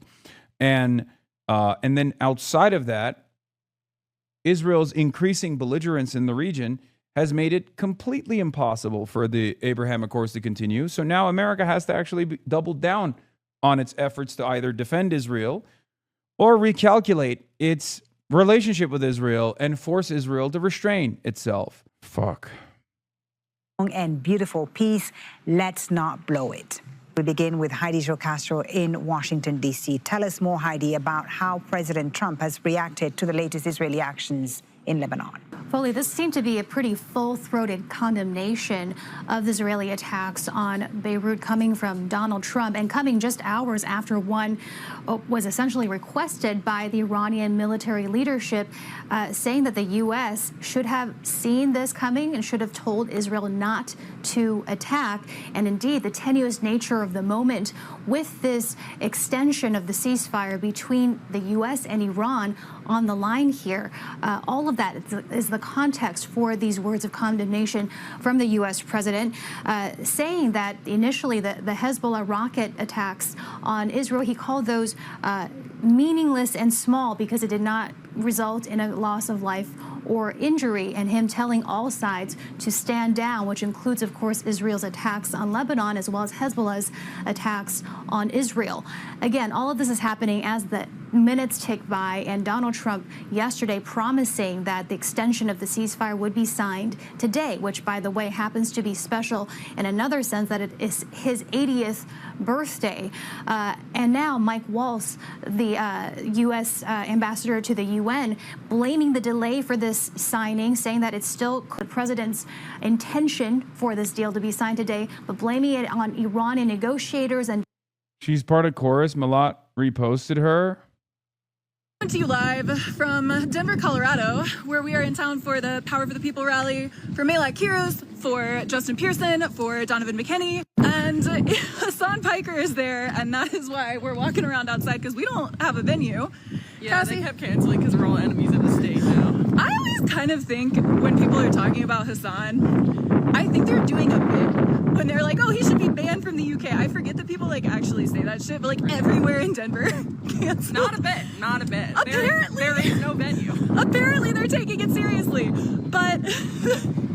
and by the way, venues are really to like, no. Venues were like threatening to cancel their lease in order to like not host the event. They're like lying about like the technology of the video. You know what?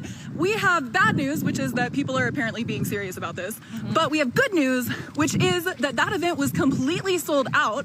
And now it's going to be on the steps of the Denver Capitol at 4 p.m. and all of y'all can come. Period. So come by, say hi, and throw some money to Melat, throw some money to Justin Pearson, throw some money to Donovan McKinney, because they're being real serious about not wanting these people to win, y'all. They're being real serious. Throw me some money too. I don't need No, it. don't. Okay, bye. Dude, this is like, I didn't even realize that this is like just a open situation. I don't like this. There's something strange taking place here. I'm going to be honest with you. I mean, there's a new element of danger involved with this situation now that it's like literally an unsanctioned outdoor event. I don't like it. Like, these major venues, these massive venues are indoors. There's a level of security involved. I mean, the security calculation has changed dramatically. It sucks that I'm literally live while this is happening too, so I can't even like gather my fucking thoughts to figure out what the next steps are here. It feels like a level of coordination that I did not think. It feels like a level of coordination that I did not fucking think would take place at all. Fuck. What's the difference between this and protests you've gone to? The major difference is there's always an element of danger in the protests I go to, but this is like there was a different risk calculation, a different risk profile, and an established when you a month ahead of time when you say you're going to go to a certain location rather than a protest that's taking shape in like the last week or so. There's a lot less pre-planning involved in it, okay? This is an instance where if someone were to plan something and they could very quickly move it to a much easier venue where they could actually do something that they planned, as opposed to a much more difficult situation to create some kind of risk if it's indoors. Yeah. Out in the fucking open, it's a huge, wide open area. It's very different. Just do it at your hotel with speakers. What are you talking about, man? That's not how this works. What? This is the dumbest conversation to have with a bunch of fucking chatters on Twitch chat too. So I don't know why I'm entertaining it currently. Anyway, let's continue with this coverage for now. Divisions between the military and civilian leadership there. Now, there's still a lot that is unclear about the text of this memorandum of understanding that the two sides are looking at, but what has been reported is that it would be a 60-day extension of the ceasefire in which the Strait of Hormuz would be reopened. A lot of disagreement, it appears, on exactly how or when that would happen or what it would look like. And also the greater question of what to do with Iran's nuclear material and nuclear program deferred to later negotiations. So still a lot of mixed messaging in terms of when this deal might be signed, today or later, but certainly you're seeing President Trump putting his thumb on the scale forcefully, trying to make this happen today. Just spoke with President Trump. He tells Fox News he believes a deal with Iran will be signed in the next 2 to 3 hours. I asked him about the Israeli strikes earlier today against Hezbollah in the Lebanese capital of Beirut. He tells me he spoke on the phone with Israeli Prime Minister Benjamin Netanyahu, asking him, "What the F are you doing?" He told the Prime Minister not to conduct additional strikes against Hezbollah so that it doesn't affect this deal from moving forward. Now, the Israelis are bracing for the possibility of incoming Iranian ballistic missile fire, according to the IDF. And President Trump asked Iran not to respond with missile fire toward Israel, with this deal on the horizon expected to be signed tonight. All of this taking place amid the backdrop of these latest conversations to get this final agreement across the finish line. The president talked about the strikes in the middle of last week when he was hammering many of those Iranian positions. pushing the Iranians back to the negotiating table. You might remember, Kevin, I was on the phone with the president as he was in the Situation Room, and the Iranians called him and asked him to stop the bombing. The president believes that moment was able to shift the equation and again get the Iranians to make these concessions. President Trump says if they sign the deal tonight, he will immediately order the blockade on Iranian ports to be lifted and then move forward into these more detailed discussions as it relates to Iran's nuclear program. Let's go back to the Middle East now, and Donald Trump is criticizing Israel after strikes on southern Beirut undermined peace talks with Iran. He said on social media the attack should not have happened. Well, Tehran says America isn't living up to its obligations. It comes after Israel launched strikes on Beirut this morning. At least 3 people were killed, several more wounded. Well, let's get more from our military analyst, Sean Bell, who joins me in the studio. And Sean, before I come to you, I just want to read something, some breaking news coming into us from the Reuters news agency. That's from the head of Iranian Parliament's National Security Committee. Now, he said a strong response is coming about the Israeli strike on Beirut's southern suburbs. So the head of the Iranian Parliament's National Security Committee saying a strong response is coming, which ties into the Israelis saying that they were preparing for a strike from Iran. It seems like there's a bit of a déjà vu here. Yeah, Barbara, good evening. I mean, literally a few hours ago, President Trump's birthday, were Iran going to hand a present to him, get the signature done? It all felt we were rushing towards some sort of deal. But these Israeli strikes on southern Beirut, it's not the first time they've done that. They've claimed this as a stronghold of Hezbollah. That's why they've justified it. It does risk compromising the peace process. The really interesting point is there are reports that saying Prime Minister Netanyahu's done this quite deliberately to try and provoke that. What is clear is President Trump desperately needs an off-ramp to the war. He needs to get the Strait of Hormuz open, get energy prices down, control inflation in the US for domestic reasons, whereas Netanyahu sees a once-in-a-generation opportunity to deal with Hezbollah. He doesn't want this war with Hezbollah to be included in the main deal with Iran. And despite the fact Iran is now threatened to retaliate, the harsh reality is it's going to be a real test of President Trump's influence or indeed control of Prime Minister Netanyahu. Yeah, because obviously this deal isn't even fully a deal. It's a memorandum of understanding. The main thrust of it initially would be the reopening of the Strait of Hormuz, and then they would talk about sanctions, a nuclear deal, etc.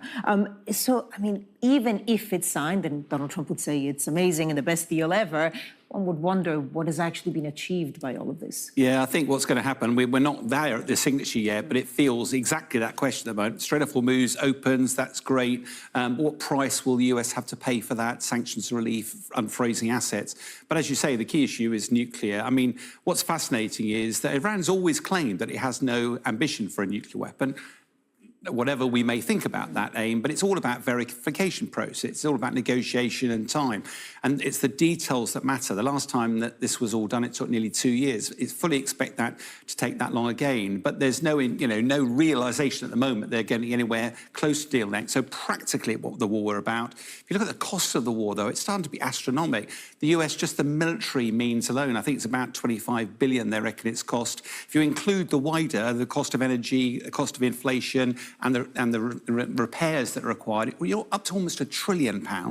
This flow of arms to Ukraine has dropped dramatically. And if you look at the US casualties, 13 US servicemen died and hundreds are injured. If I look that through the Iranian lens, very different. We have security marshals. I love that you, as a DSA chatter, think that you have more insight into what's going on than the actual fucking organizers that I'm currently talking to. But thank you. I know that, dude. I know that. The fuck's wrong with you, man? Why are other chatters also literally fucking highlighting this shit? Are you guys stupid? Hello? I know everything. Okay? I didn't when I first landed. When I first landed in Denver, Colorado, I didn't know shit. I only found out a couple, at this point, 2 hours ago, 40 minutes into my fucking broadcast, how much things have how much things have shifted. They're just trying to help. I know, but it's not helping. I'm dealing with it right now. Things didn't just change. They changed dramatically. Like, it wasn't like a little bit of a change. Oh, we're going to a different venue over another one. I'm so confused what happened. Every single venue that this rally was supposed to be at is canceled last second. It was always sold out. It got canceled last second. I thought they shifted venues because of the size and the interest. It turns out It wasn't because of the size and the interest. It was because the venues kept canceling, including the last place we landed at that canceled this morning, okay? And it's not like they canceled these venues. It's not like they canceled the venues because of some additional concern or there was like a lot of fucking people. Yeah, this is the fourth, I believe, venue. I'm not entirely sure, but this is the fucking fourth venue, and it's the morning of the event that they canceled it. Unsanctioned event with you speaking sounds like a pretense for an arrest. No, I'm not worried about being arrested, dude. What are you talking about? I'm not worried about getting arrested because I'm speaking at a fucking rally. That's not a cause for concern. There wasn't any negative pushback against this rally at all, which means that there is some level of coordination taking place. Fuck. Get hard numbers, but we're talking about well over 3,000 Iranians have died as a result of that. Many thousands. That school incident, remember when the school children got killed, the economy, poverty, and the like.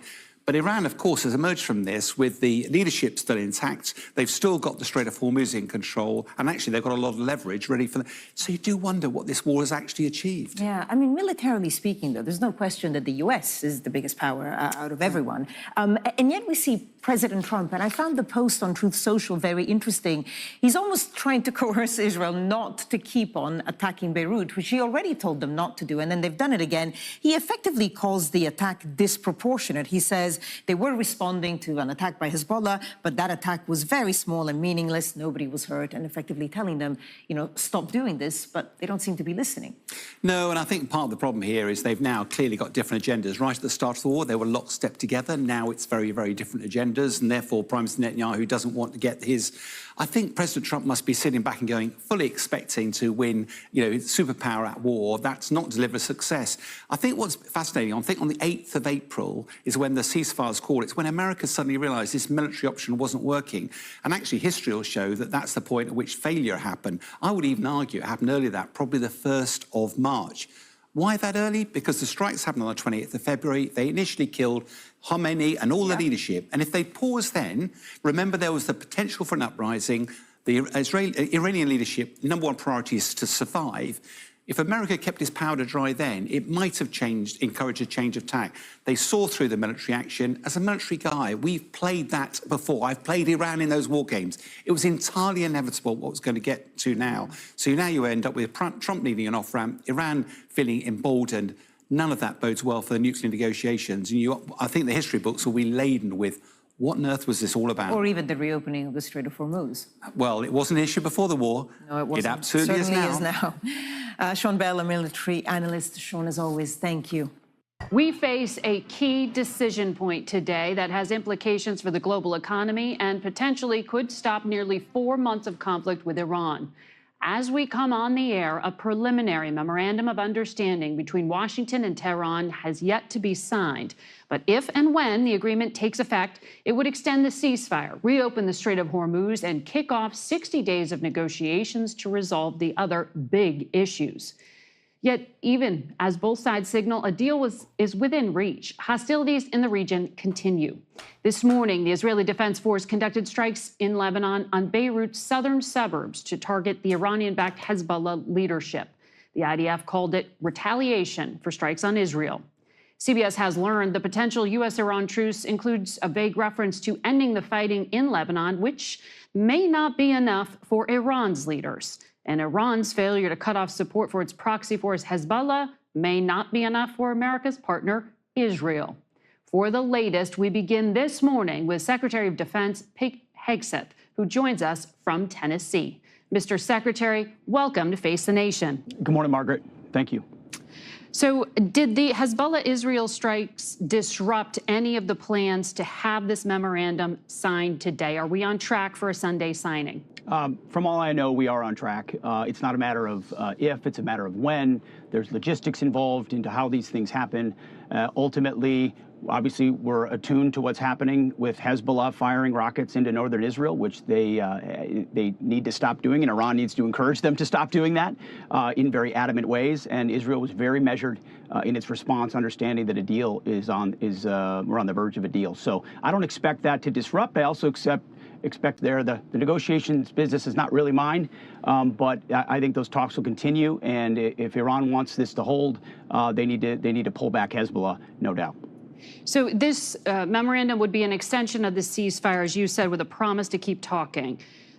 Given how clear President Trump has been that he wants to end combat, will the U.S. troops come back home? Will those 2 aircraft carriers be pulled back? Well, Margaret, what I would say the president's been most clear about is that Iran will never have a nuclear weapon. Never, full stop. And this deal, as we talk about aspects of the deal, some of which have come out publicly are totally wrong, it's performance-based. No money released to Iran until they perform. There's no trust and verify. There's no trust here, and we're going to verify everything. Nuclear material will be destroyed and removed. The nuclear program will be dismantled.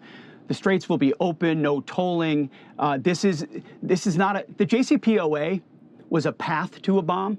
What this deal will be a wall to a bomb. And that was the objective from the beginning, very clear from the beginning. So as far as our military posture, we'll maintain what we need to. The blockade has been a devastating success for us and impact on the Iranians. So think of this chain of events militarily, just for a second. You had 45 days of overwhelming combat, which Iran could not manage, and their Navy's gone, Air Force gone, air defenses.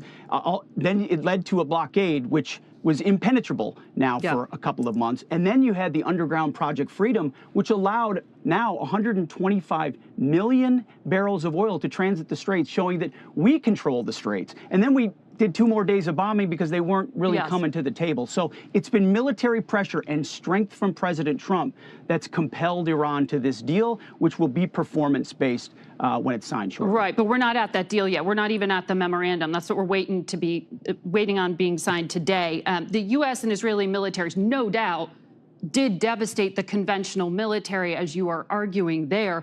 But the IRGC terrorist-controlled regime, they control this country. They would be pocketing the financial benefits of being able to sell the oil if the blockade ends, as you just indicated. They didn't capitulate. They're negotiating. So how do you reassure allies who are in the region and say they still feel they are at risk? Are you keeping the force posture in place through the 60 days of negotiations and beyond? Oh, we'll make sure the military option is there. And that's the big difference between this and JCPOA and the way Obama did it. Obama, they begged Iran for a deal, and we bombed Iran and then put in a blockade and then ran ships through and then have restarted when necessary to ensure that they come to the table for a great deal. So our military posture will be whatever it needs to be to ensure they're compelled over this 60 days through the memorandum of understanding that they live up to what they said they would do. The document says Iran will never have a nuclear weapon, won't seek one, won't buy one, won't have days. There'll be negotiations to make that final. But they didn't have the threat of military force the way that we do, that Iran respects in a very way that their regime is more devastated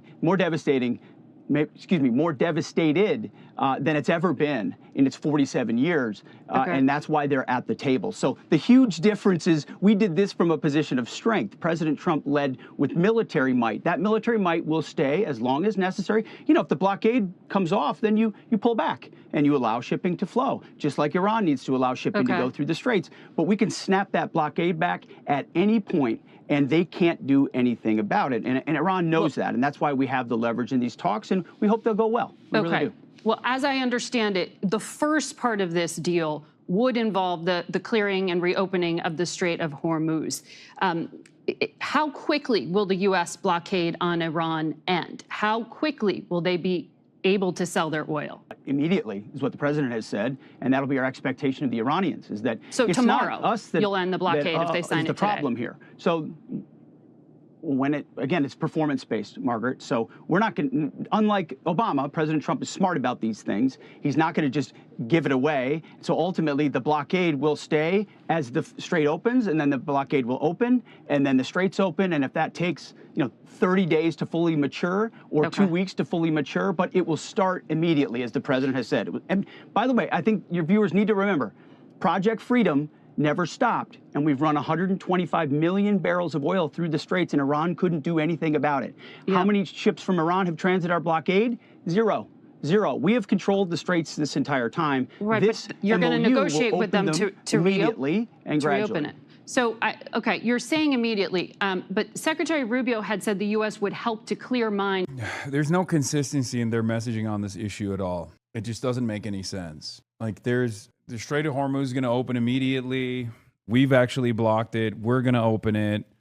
Iran is moments away from signing off, but Iran is saying they're not.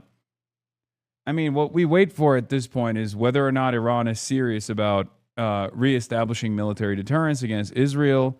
The only way to do that, obviously, is by striking Israel. So we'll see. If they don't do that, that means... Here's the thing. Israel is gambling with Iran's strategic restraint, its capacity to just eat the cost of making a strong stance about Lebanon and then backing away from said strong stance. For Israel, the new security posture where Iran's retaliations force America to force Israel into restraint is completely unacceptable. Because here's why. Iran's ballistic missiles program is not an existential threat to Israel. Iran's ballistic missiles program and its paramilitary forces in the region have simply been an existential threat to the greater Israel project. Okay? Israel has nukes at the end of the day. Israel has unlimited support from the United States of America. Israel knows that Iran can't just like kill a shit ton of Israeli civilians and like make the cost far too large for Israel to no longer exist or anything like that. If Iran gets to, through the economic penalties that it dishes out to the rest of the world, to the global energy markets, if Iran can get America to restrain Israel, then what that means, and Iran is certainly not Iran is certainly not a threat to the United States at all, obviously. I think we all know that. But if Iran can get America to restrain Israel by utilizing by basically enforcing its blockade over the Strait of Hormuz, then that's an existential threat to the greater Israel project. That's an existential threat to the sovereignty that Israel has over the region, the dominance that Israel gets to have over the entire region. So it's basically a much more successful way of forcing restraint upon Israel when Israel does not want to be restrained. It's not just a matter of influence. It's not just an example that Iran gets to show. Okay, it stops. It basically abides by the whole principle of why they have a ballistic munitions program to begin with, which is to restrain Israel. If they can get America to do it, then great. Perhaps from their perspective, getting America to do it is far easier. Bro, this is weirding me out too. A lot of first-time chatters. Same day followed, account created, followed same day. A lot of first-time chatters being like, dude, the Iran deal includes a ceasefire in Lebanon. Wall Street Journal reports Israeli officials were caught off guard by Trump's post declaring that there should be no more Israeli attacks anywhere in Lebanon. Wall Street Journal. From the Strait of Hormuz. You just used 30 days as like a period of time. Can you clear the mines and remove the security threats in the Strait within 30 days? We can do any of those things within 30 days in a permissive environment. So the ball is in Iran's court at some level. So we would get back to pre-war shipping? We're already doing things we're already doing things I can't talk about on this program. And that to ensure that safe passage happens as quickly as possible. So we're all over this. We know exactly what the dynamics are.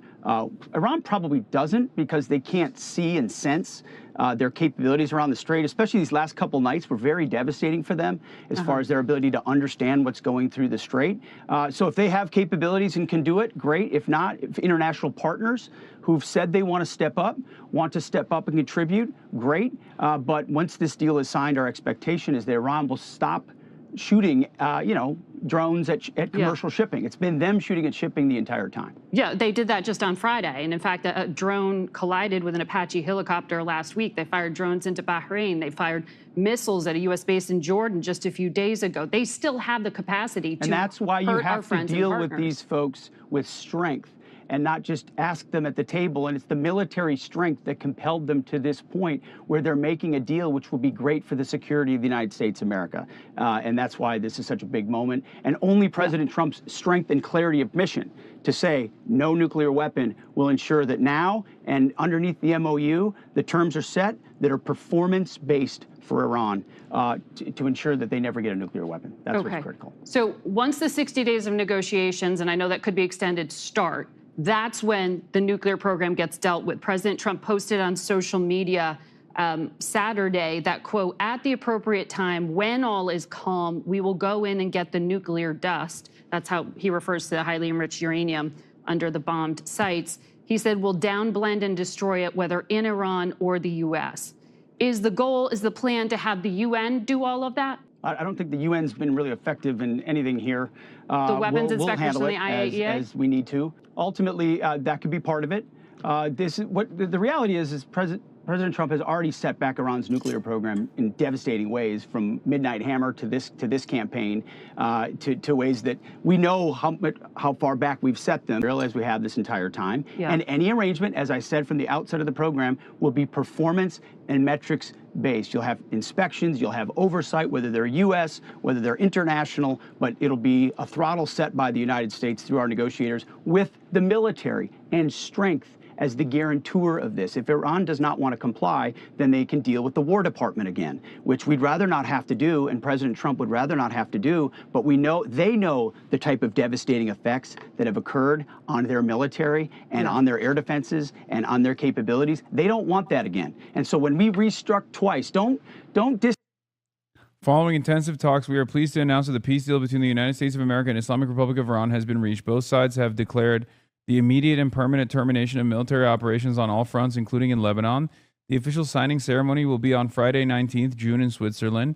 We would like to thank the United States of America and the Islamic... What the fuck? We would like to thank the United States of America and the Islamic Republic of Iran for their commitment to finding a diplomatic solution to the conflict. We would also like to extend our sincere appreciation to our brothers in this mediation effort, the great leadership of the state of Qatar for their support in reaching this agreement. I would also especially thank the visionary leadership of the Kingdom of Saudi Arabia and the Republic of Turkey for their immense contributions in this regard.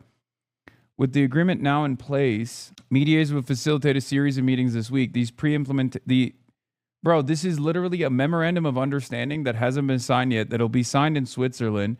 And it is the Prime Minister of the Islamic Republic of Pakistan that's stating this. I don't know.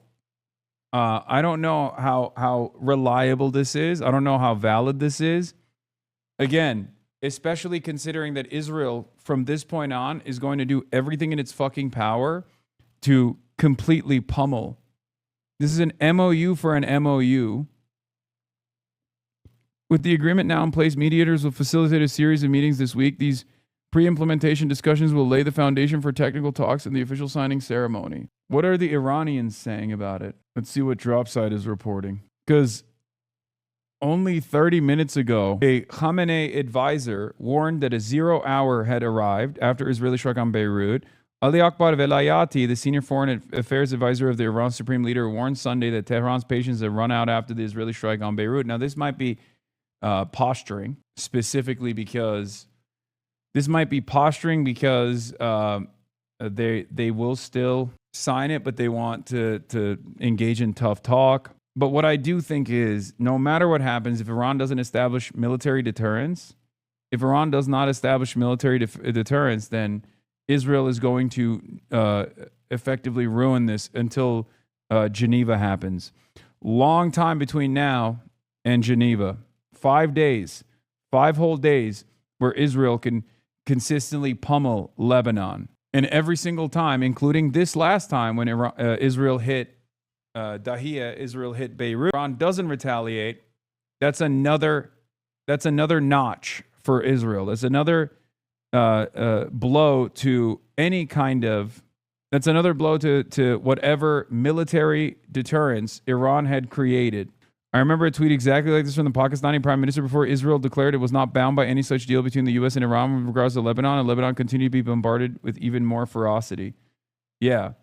This literally looks like the exact same Gaza ceasefire deal where America is trying to get the opposition to Israel to cease its hostilities, and then Israel continues to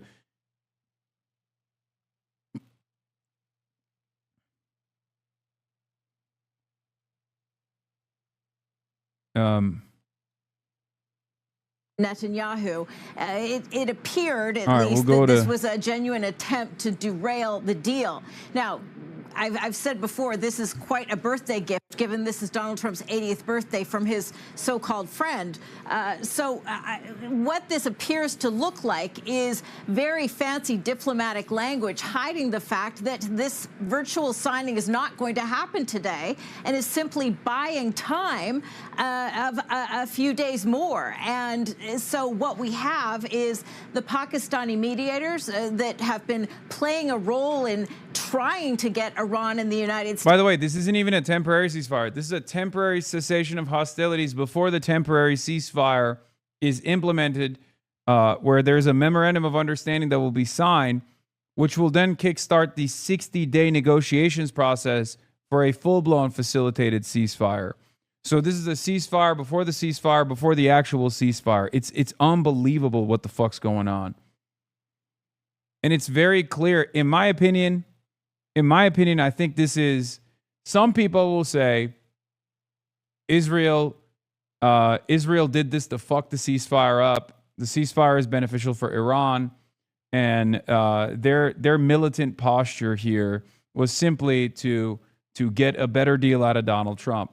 I think ultimately this is still the very same existential threat for Iran, as Israel will absolutely, in my opinion, perhaps I'm wrong, but Israel will absolutely fucking continue to push the boundaries over and over again. And as long as Iran does not retaliate, it's just giving Donald Trump everything he wanted without Donald Trump actually committing to real security assurances for Iran. Reportedly has indicated to the Wall Street Journal is agreed to. But again, it's that all-important signing. And it appears that what's going on right now is that the White House, along with the assistance of Pakistan, is buying time in order to achieve that by saying that the official ceremony won't be till Friday. OK, Kimberly, I may well be back with you. In the meantime, let's bring in our correspondent, Osama bin Javed, who's on the line right now with us. He's in Doha and possibly can give us some insight into this statement from the Pakistani Prime Minister, who appears, Osama, to be saying that there'll be more talks about talks before the agreement is signed. Well, after what we saw the Israelis do this afternoon, where essentially all hopes were dashed and the deal felt like it was torpedoes and Iranians would react, it appears that Pakistan and Qatar, the two countries who've been in the mix of things, sticking their necks out, have been able to pull it through, albeit for a later date. It is not the virtual signing that the Americans had hoped for, but it is not the complete breakdown as was feared today. So once again, these really frantic mediation efforts have now been bearing fruit for a couple of times now. Remember the ceasefire that was announced initially when Bagher Ghalibaf and J.D. Vance met, and then the extension of the ceasefire because of these efforts that have been continuing. So it appears that now there is going to be a sigh of relief for all sides. There is going to be further detail that needs to be ironed out about the language. But this has also been made possible because the National Security Council in Tehran has, in fact, voted in favor of the negotiations. Now, it appears that now the Iranians have the backing of the hardline elements, which were so far opposing any deal with the United States. Still, there is a lot of mistrust between these two sides, but just the fact that there is an agreement now in place, which the National Security Council of Iran, Donald Trump, and is being announced by the Pakistanis while the Qataris were present in Tehran, kind of gives it more impetus than because we've been here so many times before, it gives it more impetus that there might be something in the offing which is more concrete and more reliable. All right, Osama, let's just remind anyone that may have tuned in the last few minutes that Pakistan's Prime Minister has said that Iran and the US have reached a peace deal. He said, following an intensive talks, we're pleased to announce that the peace deal between the United States of America and the Islamic Republic of Iran has been reached. Both sides have declared the immediate and permanent termination of military operations on all fronts, including in Lebanon. But the official signing ceremony will be on Friday, the 19th of June in Switzerland. With the agreement now in place, mediators will facilitate a series of meetings this week. These pre-implementation discussions will lay the foundation for the technical talks and the official signing ceremony. Let's go live to Tehran. Al Jazeera's Mohammed Val is there. What are we to make of that statement from Pakistan's Prime Minister, Mohammed, especially in terms of the peace deal covering Lebanon? It's very interesting. Atmosphere here in Tehran and across Iran is very highly charged. There have been statements about imminent strikes. I mean, I'm not here confirming, I'm not talking about confirmed deadline or announcement that at this time or at this hour we will launch missiles against Israel, but high readiness, and that has been expressed by various components of the Iranian armed forces and IRGC in response to the to today's strikes on Beirut. So, I mean, this is a huge development, this announcement by the U.S. president, particularly when we know that there is no confirmation so far from the Iranian side. So it's a completely reverse orientation to the escalation that has been that is being expected tonight.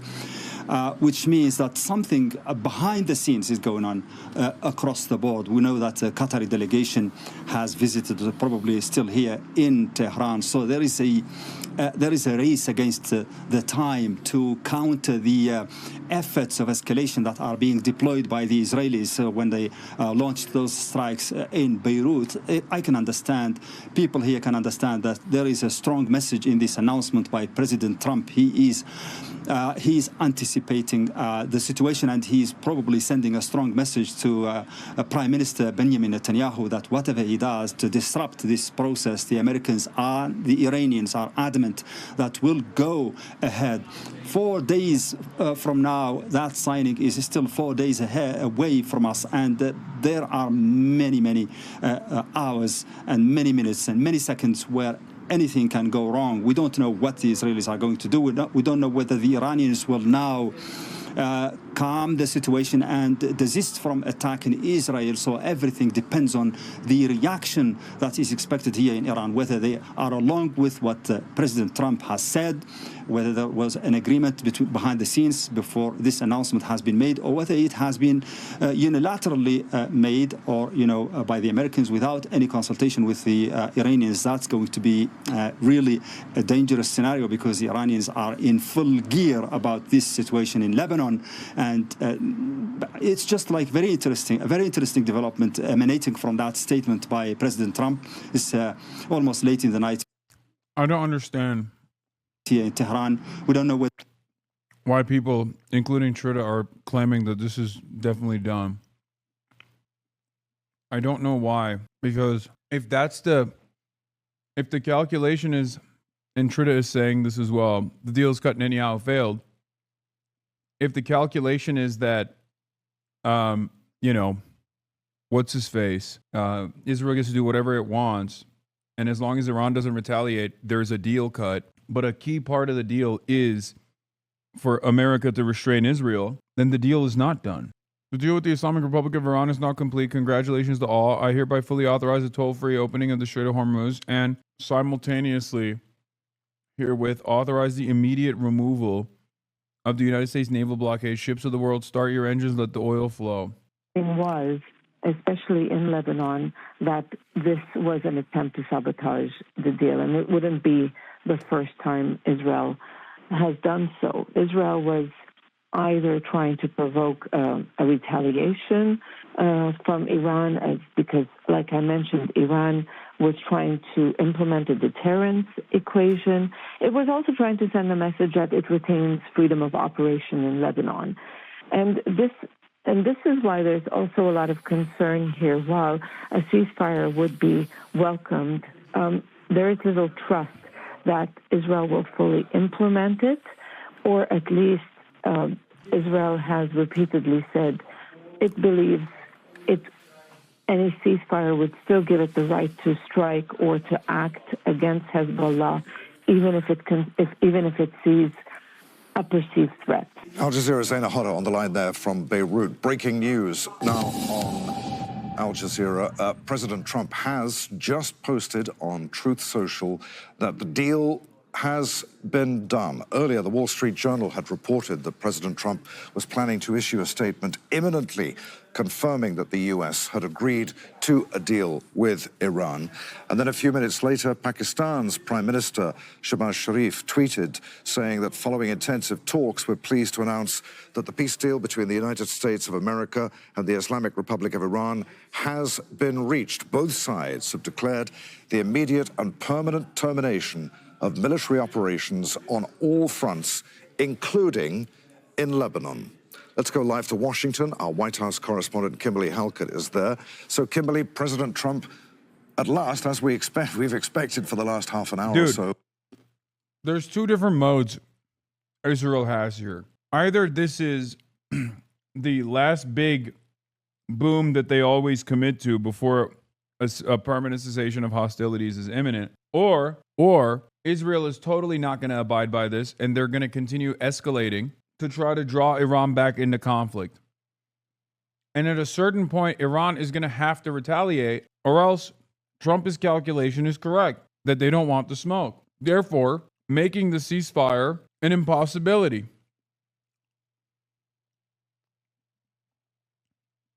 Because on the American side, military deterrence isn't a part of the calculation. But on the Iranian side, which is fighting an existential battle, military deterrence is an absolute necessity for the ceasefire to take place. There will never be a ceasefire if the Americans and the Israelis calculate that Iran will not retaliate and Israel can do whatever the fuck it wants. Once you establish that Lebanon is a proxy and therefore must be a part of the total ceasefire calculation, all this does, in my opinion, all this does is simply engage in the active theater in an effort to stop Iran from retaliating against Israel.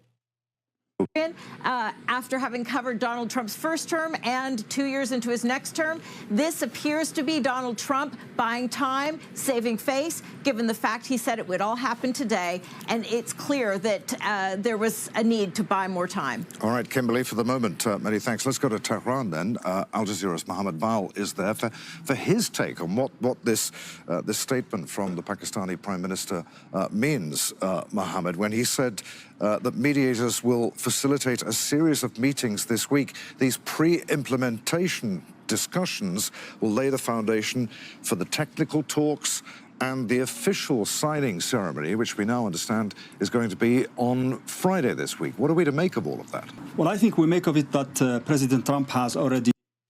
No response from the Iranian side is interesting, except the Iranian media has officially announced it. But I don't know. Has the Iranian media officially announced it? Or is there some kind of manipulation taking place? I haven't seen a high-level Iranian official say anything.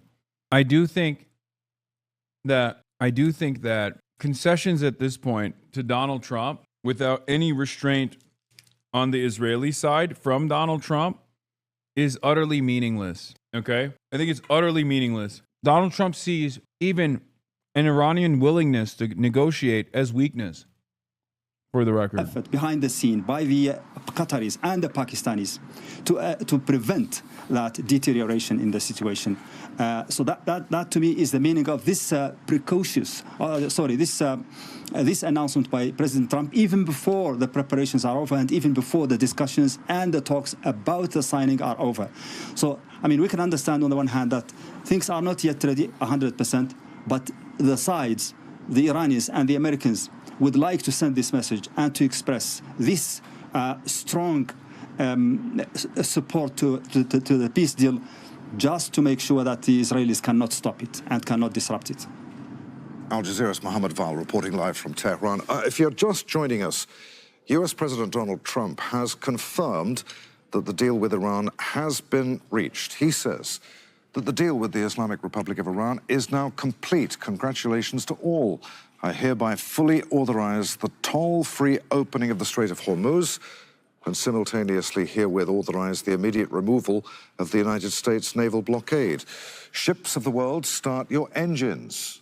Let the oil flow. Well, that statement coming after a tweet from Pakistan's Prime Minister saying that the deal had been completed following intensive talks. Let's bring in our correspondent, Osama bin Javed, who's on the line right now and can tell us more about what Pakistan has been saying about this. Osama? Well, we've been getting some more details from a number of sources, both in Pakistan and in Qatar. I've just got some word from a diplomat with the knowledge of the situation telling us that the Qatari delegation is still in Tehran as this announcement has been made. It's worth noting that the Iranians are still weighing on what the words to use for their announcement of this. But as you see the words coming out of Donald Trump's social media post, it's essentially that the Strait of Hormuz will be open and the ships should start their engines. It might not be as simple as the U.S. president is putting it, but it appears there's a lot of diplomatic activity that has been taking place in the last week. Just to give you a recap of what has happened, after the Eid holidays, there have been Iranian Doha holding indirect talks with the Americans. Then there was a Qatari delegation, which was in Tehran, and at the height of that escalation that we saw a few days ago, where the Iranians were firing missiles at Tel Aviv, while they were attacking Bahrain and Kuwait and Jordan, the Qatari delegation remained there. There have been a number of visits by Pakistani officials as well. So this was a two-track, two-tier diplomacy using every lever that was in their power. And obviously, as a diplomat with the knowledge of the situation has told us, this was essentially the vision of the leadership of Qatar, including the Qatari Emir, that they were sent there to get a deal done, to make sure that the apprehensions by various factions within Iran, especially those who are not in the favor of peace, especially those who do not trust the United States and Israel, have a voice of reason in the room, and they're able to listen to the guarantees that have been put into place that at least for the next 60-day period, whenever this deal comes into effect, we're hoping that it will be Friday, but whenever it does, for the next 60 days, there is going to be relative calm. Your nose is whistling. It's not me, Chatter. It's the host of the Al Jazeera broadcast. The world economy will see positive changes, and especially for this region, which has been reeling under a war of choice, it has been a the mouth noises are coming from the fucking host, dumbass. Participant, which has been dragged into war, they'll be able to take a sigh of relief. Al Jazeera's Osama bin Javed on the line. There. Many thanks indeed, Osama. Let's bring in Al Jazeera's senior political analyst, Marwan Bashara. He joins us now live from Paris. Marwan, what do you make of all of this? Well, look, I can understand the skepticism and the cynicism on the part of many because, as we've been reporting already, President Trump some 36 times have broke the news about a deal is coming, been crying deal for more than 2 months now. But finally, the deal has come. So, I mean, this is important. It's important that there is a deal, memorandum of understanding, a basic deal, general deal, guideline, whatever you want to call it. It's important that there is something in paper, that something has been reached and something is going to be signed. And that is certainly better than war. The question is, for us, yes, if this could end war, it's great. Could it then pave the way to peace? Will it bring peace? That's a far more complicated question, and that does require some skepticism, knowing the gap between the two sides. And that's why one would expect that the deal will probably be not that too many pages, and it will probably have 4 or 5 key words like Hormuz, like nuclear, like Lebanon, like regional security, and so on. But it wouldn't have more than a few objectives, a few adjectives and generic language, because this is meant to be a sort of a general statement lacking in detail that allows both parties to declare victory if they must, but opens the way for the next 60 days or whatever, how many days, in order to negotiate a more pronounced, if you will, roadmap to peace. Marwan, looking at what Pakistan's Prime Minister said in his statement, both sides have declared the immediate and permanent termination of military operations on all fronts, including in Lebanon. President Trump said that the Strait of Hormuz is open for business once again. But Pakistan's Prime Minister said that with the agreement now in place, mediators will facilitate a series of meetings this week. These pre-implementation discussions will lay the foundation for the technical talks and the official signing ceremony. It's literally a memorandum of understanding to sign a memorandum of understanding to sign a cessation of hostilities that will then create a permanent cessation of hostilities. Literally, the MOU is supposed to be signed to sign off on a 60-day ceasefire, which would be, at the end of it, would create a permanent cessation of hostilities. This is a memorandum of understanding before the signature of a memorandum of understanding. Every step of the way, Israel will do everything in its power to destroy it. Chaos in the Middle East. Now we are coming to some sort of a sense that this doesn't make sense anymore, and Netanyahu's grand design for the Middle East that he manipulated Trump into accepting is, of course, wishful thinking. Iran has not been destroyed. The regime has not been changed. It still has a hold in its nuclear materials. So propaganda bullshit, it's entirely dependent on what Israel does next. Israel's the key player here. Israel has been successfully the spoiler in these endeavors. It's entirely dependent on what Israel does.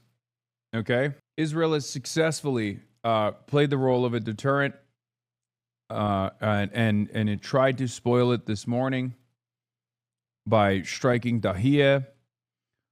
Iran said they would retaliate. Trump freaked out. I don't know what they offered Iran in exchange for not retaliating, but clearly, as it stands currently, Iran is still going forward with the memorandum of understanding. So far, we haven't heard from any key Iranian leaders, just the media, so we shall see. Israelis being unhappy about it doesn't mean anything. Yeah, Trump sold out Israel. They're babies. Trump and Bibi go home. A disgrace to the state of Israel. A disgrace. The whole country needs to take the streets. What a shame. Israel news from the field. Yeah, Israelis are babies. They behave like children. They always get this way whenever there's talks of a ceasefire, because their ultimate goal is the complete destruction of Iran. And if they don't achieve that, then there is no victory. There's no victory condition for them beyond the destruction of Iran. Well, in the Israeli media, Adrian, there is a lot of chatter. There is a lot of discussion and basically a lot of lamenting about what has happened. In fact, we saw and we tracked commentary from senior security correspondents. These are people who are usually thoroughly and accurately briefed by the Israeli security establishment. And they said that instead of collapsing... Did this work? I can't tell. I'm trying to fix the lighting a little bit. It's really busted, unfortunately. Yeah, it's not good. Note immediate lifting of the blockade, not phase. Israeli media had reported that Trump was offering Iran that in exchange for not bombing Israel. Iran has called off the planned attack on Israel. The Iran-U.S. talk we're seeing, Israel is expected to comply. Now, of course, the devil is in the detail. The signing, as we saw, will be on the 19th of June. That's a few days from now, and that's a lot of time to try again, if the Israeli government wants to collapse the talks or to collapse the deal altogether. Al Jazeera's Noor Odeh reporting live there from Ramallah in the occupied West Bank. For the moment, Noor, many thanks indeed. Let's go back to Washington and our White House correspondent, Kimberly Halkett. Kimberly, a lot seems to have happened in the last, 50 minutes. Marwan was echoing a few moments ago, Marwan Bashara, echoing your reporter's skepticism here about at least what President Trump was saying. That's right. And, you know, going to apologize and be the Debbie Downer, as we say here in the United States, and continue with that skepticism. And here's why. We've been here before. I was looking back through my notes, and Donald Trump has announced breakthroughs before. As far back as October of 2025, he said the U.S. and Iran were ready to reach an agreement. Here in Al Jazeera, June 11th, just days ago, within the last week, the U.S. president once again announcing breakthroughs and agreements with Iran before there's been any sort of implementation or signing of the Memorandum of Understanding, saying on June 11th, discussions have been approved at the highest level of the Iranian leadership.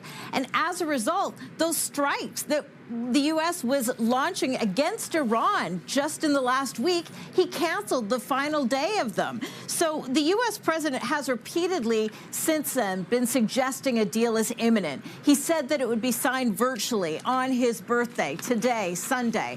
That obviously is not occurring, and it has a lot to do with the fact that the U.S. president, the prime minister, the American ally, allegedly, basically derailed diplomacy with the attacks on Lebanon just within hours of this virtual signing that the U.S. president said would usher in 60 days of talks to reach the ultimate deal with Iran, as he called it. But given the fact that that diplomacy was derailed, my reporter skepticism in covering Donald Trump for so many years is that he needed to save face.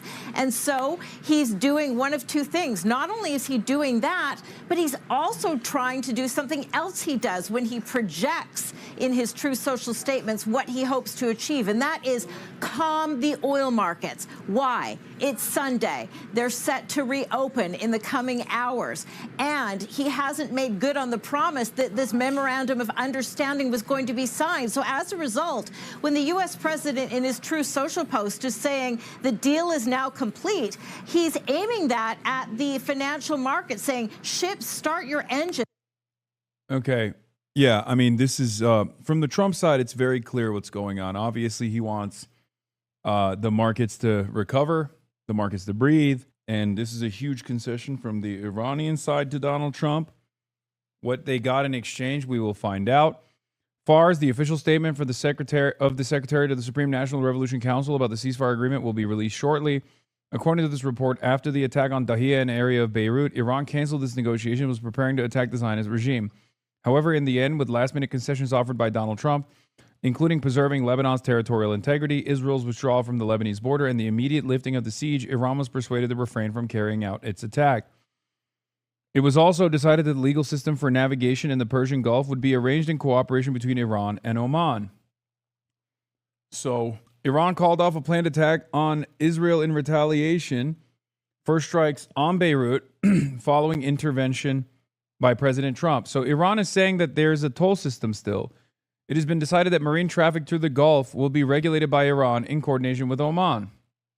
Iran will still control the strait. And a complete withdrawal from Lebanon, from the Lebanese borders, that seems insanely unlikely. I mean, the entire point of this last Dahia attack by Israel was to deliver a big fuck you to Iran.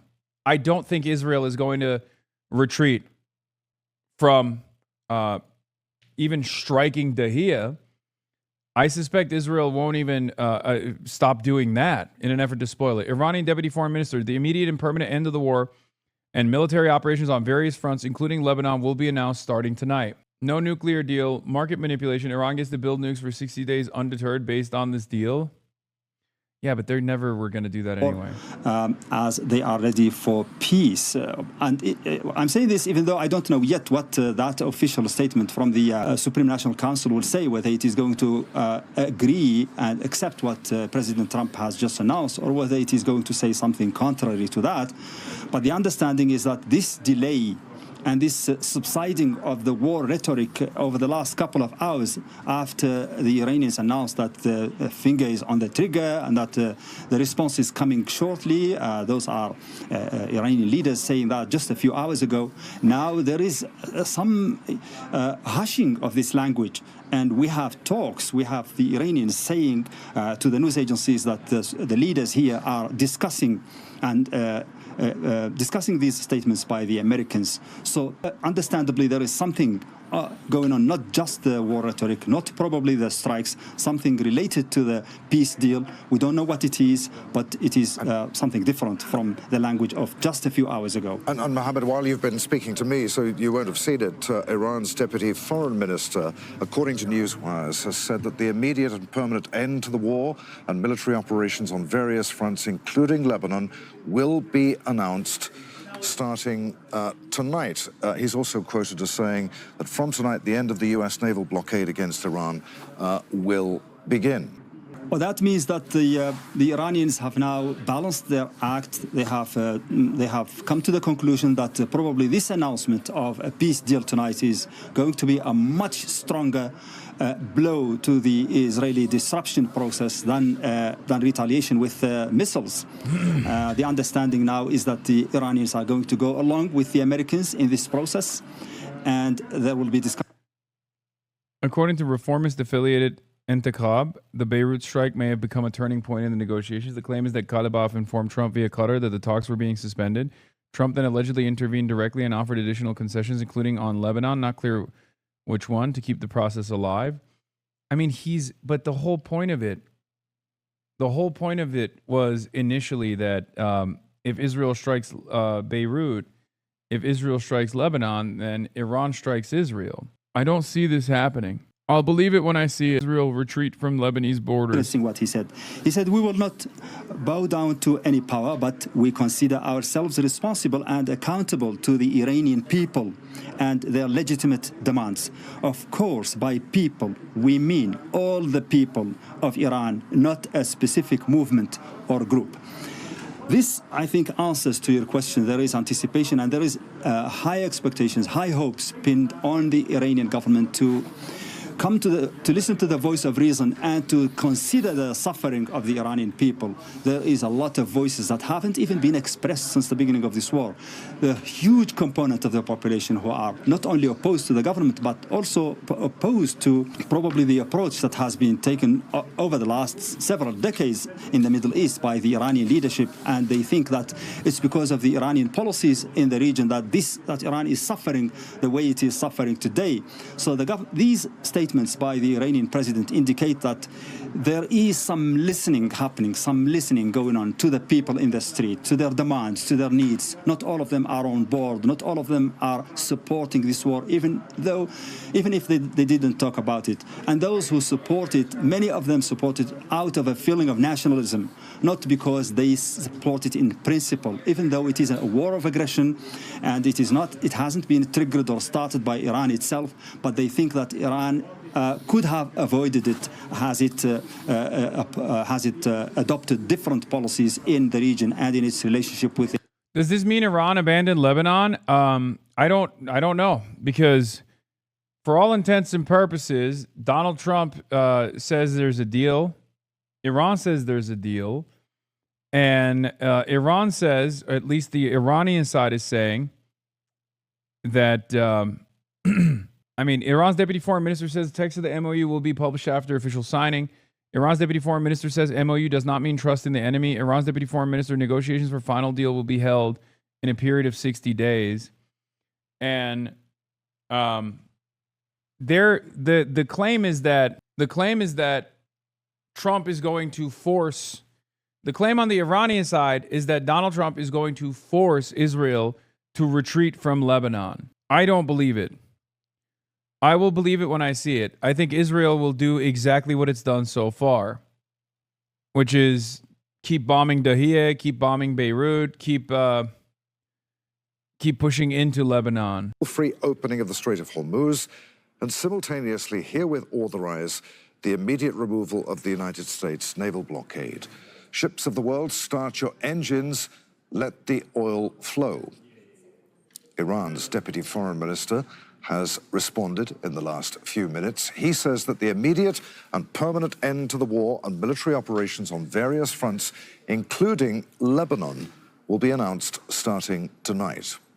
Well, mediators Pakistan have also announced that the peace deal is happening. Prime Minister Shehbaz Sharif said in a statement, following intensive talks, we're pleased to announce that the peace deal between the United States of America and Islamic Republic of Iran has been reached. Both sides have declared the immediate and permanent termination of military operations on all fronts, including in Lebanon.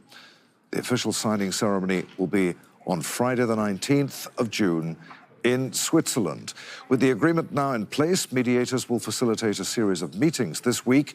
These pre-implementation discussions will lay the foundation for the technical talks and the official signing ceremony.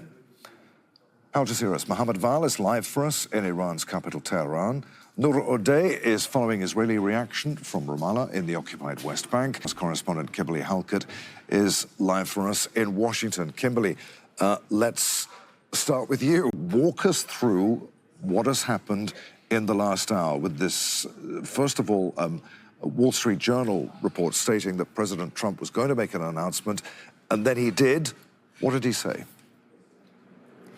That's right. I've been in touch with the White House back and forth in the last few minutes, trying to just nail down where things stand and how all of this is playing out. And what is clear is that there is a breakthrough here in terms of the agreement with Iran, even if the timetable and what we expected might happen is now looking a little bit different. And as you point out, that has a lot to do with events that have transpired in the last few hours. What happened in the last hour is that the Wall Street Journal here in the United States began reporting that the U.S. president would issue the statement you just read out, that there had been an agreement reached between the United States and Iran, and that the U.S. president in that announcement doing a couple of things he said wouldn't happen until that memorandum of understanding was signed. But again, because of the incident that occurred hours earlier, that attack by the Israeli military in Lebanon, it did start to look like things were falling apart and that there would not be that agreement that the U.S. president suggested would be signed on Sunday and that would be signed virtually. But we now know, given the fact that the U.S. president has put out this statement, that the agreement still stands despite any attempts to derail diplomacy.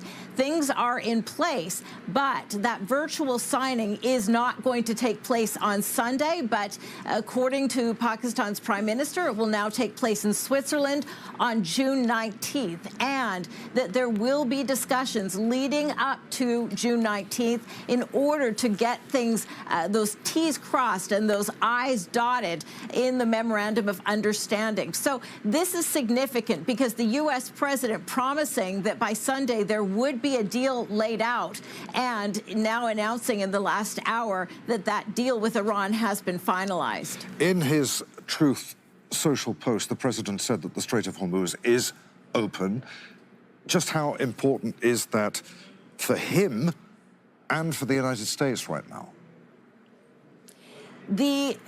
You can't underscore how important it is having the Strait of Hormuz open for the U.S. president. There are a couple of reasons why. First of all, Donald Trump is keenly aware of financial markets, and being that this is Sunday night, those financial markets are opening up in Asia, and then it will continue on. And this announcement, many in the financial world, the oil traders, the insurers, were all holding their breath, waiting for this signing to happen, and also for the Strait of Hormuz to be open, for the U.S. to end its blockade.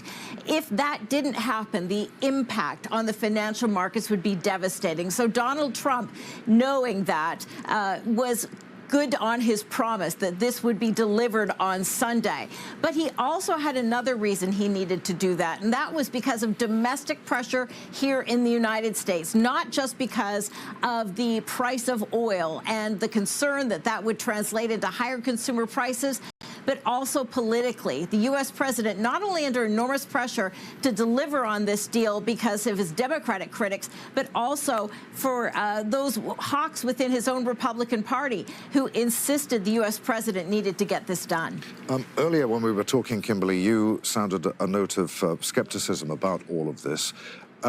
What are we to read into the fact that this announcement that the deal has been done comes on President Trump's 80th birthday. Well, there's no question that it seemed like the Israeli prime minister delivered not a very nice birthday gift to Donald Trump on his 80th birthday. No question about that. And there is reason to be skeptical of this accomplishment, given the fact that Donald Trump has announced before that an agreement has been reached with Iran, only to see it derailed. And so the skepticism isn't just on the part of the media. There are also Donald Trump's critics that will also suggest that as well. But the bottom line in all of this is that what Donald Trump often does is, and this is why he's called the deal maker, is that he projects what he wants to have happen. And in this case, there may be an element of that, but at the same time, and I don't want to step on the toes of my Iranian colleague who's coming after me, it does appear that some of what has been agreed to is now starting to be confirmed from the other side. Al Jazeera's White House correspondent Kimberly Halkett reporting live from Washington. Kimberly, I'm sure we'll be back with you within the hour. Within the last few moments, Iran's Deputy Foreign Minister, Qasem Garibabadi, has been giving an interview to a local Iranian television channel. We were reporting on some of the things he said about 10 or 15 minutes ago. That interview has gone on, and the Deputy Foreign Minister has said that this memorandum of understanding doesn't mean that there's trust in the enemy. He said, "We did not agree to the MOU until we incorporated our final demands into the text." He said that Iran's armed forces will always, quote, have their finger on the trigger, and that the 60-day period negotiations will focus on the ending of sanctions. Let's go live once again to Tehran's Mohammed Val is there for us. So we've been hearing from the Iranian president today, as well as military commanders. What are we to make of all the comments that are coming out of Tehran right now, particularly from the Deputy Foreign Minister? Well, I think he struck a positive note in his statements to balance those that you have just mentioned about suspicion and about precaution and so on. He struck a positive note in some of the lines here. He said, "Today we spent long hours with the Qatari delegation in Tehran to discuss the memorandum of understanding and our observations on it. Two issues will happen immediately as of this morning. The first is the end of the war on all fronts, permanently and immediately on all fronts, including Lebanon. The second is the lifting and termination of the naval blockade that the United States had imposed on the Islamic Republic of Iran." And then he said after that, Iran's commitments will begin after the official signing on Friday. It's interesting that this day has seen the utmost level of alert and emergency feelings here in Iran, escalation imminent with the Israelis, and hours later, just a few hours later, we have this language coming from the Iranian leaders, that understanding that they have agreed to this memorandum of understanding and that they have agreed to begin the implementation starting from this morning. So this is something that is going to supersede most of the rhetoric that has been repeated throughout the day and the last few days, but it's not going to be a final mood here in Tehran. There will be suspicion all the time, as you mentioned in his statements. There will always be suspicion towards the Americans until they see a final peace implemented and until they see the Americans make good on their promises within the framework of this memorandum of understanding. To what extent, Mohammed, might Iran feel that it's been railroaded into this deal? What concessions might Iran have been forced to make to get this deal? Well, refusing to admit that they have been forced to give any major concessions. Quite to the contrary, they are saying that all the points, or most of the points, at least those that are in the memorandum of understanding, boil down to something that is good for the future of Iran, the lifting of the blockade on the Strait of Hormuz, and they are still talking about future ability for Iran to collect fees on the ships passing, even though the Americans are saying no toll is going to be involved in that situation. So this is something that is not finalized. The Iranians are saying only good things about the memorandum of understanding, the including of Lebanon, if it holds, if it Listen, if Israel continues the posture, which I expect it to, that means that Iran just gave a birthday gift to Trump and they're dominating Iran. If Israel actually retreats from Lebanon, as is being discussed on Iranian media, then Donald Trump made the boss call to Israel finally. Judging by past performance, I don't expect this deal to hold. I don't understand it. I don't know what kind of concessions America offered Iran. There you have it. Netanyahu told Trump the IDF will not withdraw from Lebanon and that Israel does not consider itself bound by the Lebanon clause in the U.S.-Iran agreement. Right as I was in the midst of explaining this, senior Iranian political source tells Amwaj Media, as concession following Israel's attack on Beirut, Trump agreed to expedite the lifting of the naval blockade. The U.S. blockade will not be lifted immediately until 24 hours ago. Plan was to phase it out over 30 days. Iran will also end restrictions on maritime traffic immediately, whereas the previous plan was to do so gradually. There's a 98% chance the Trump team will deny that any last-minute concessions whatsoever were offered. So there's nothing on the Lebanese front. Yeah, I'm not gonna lie. This is looking like major concessions from Iran, which will backfire on them. You're just giving Trump the upper hand for no reason. And Trump does not see that as a good faith negotiation. Trump sees that as a concession born out of your weakness. And perhaps he's right. No one is more shocked than Kaya. I'm as shocked as Kaya. That was crazy, man. Glad to see this is where your focus is right now, you know?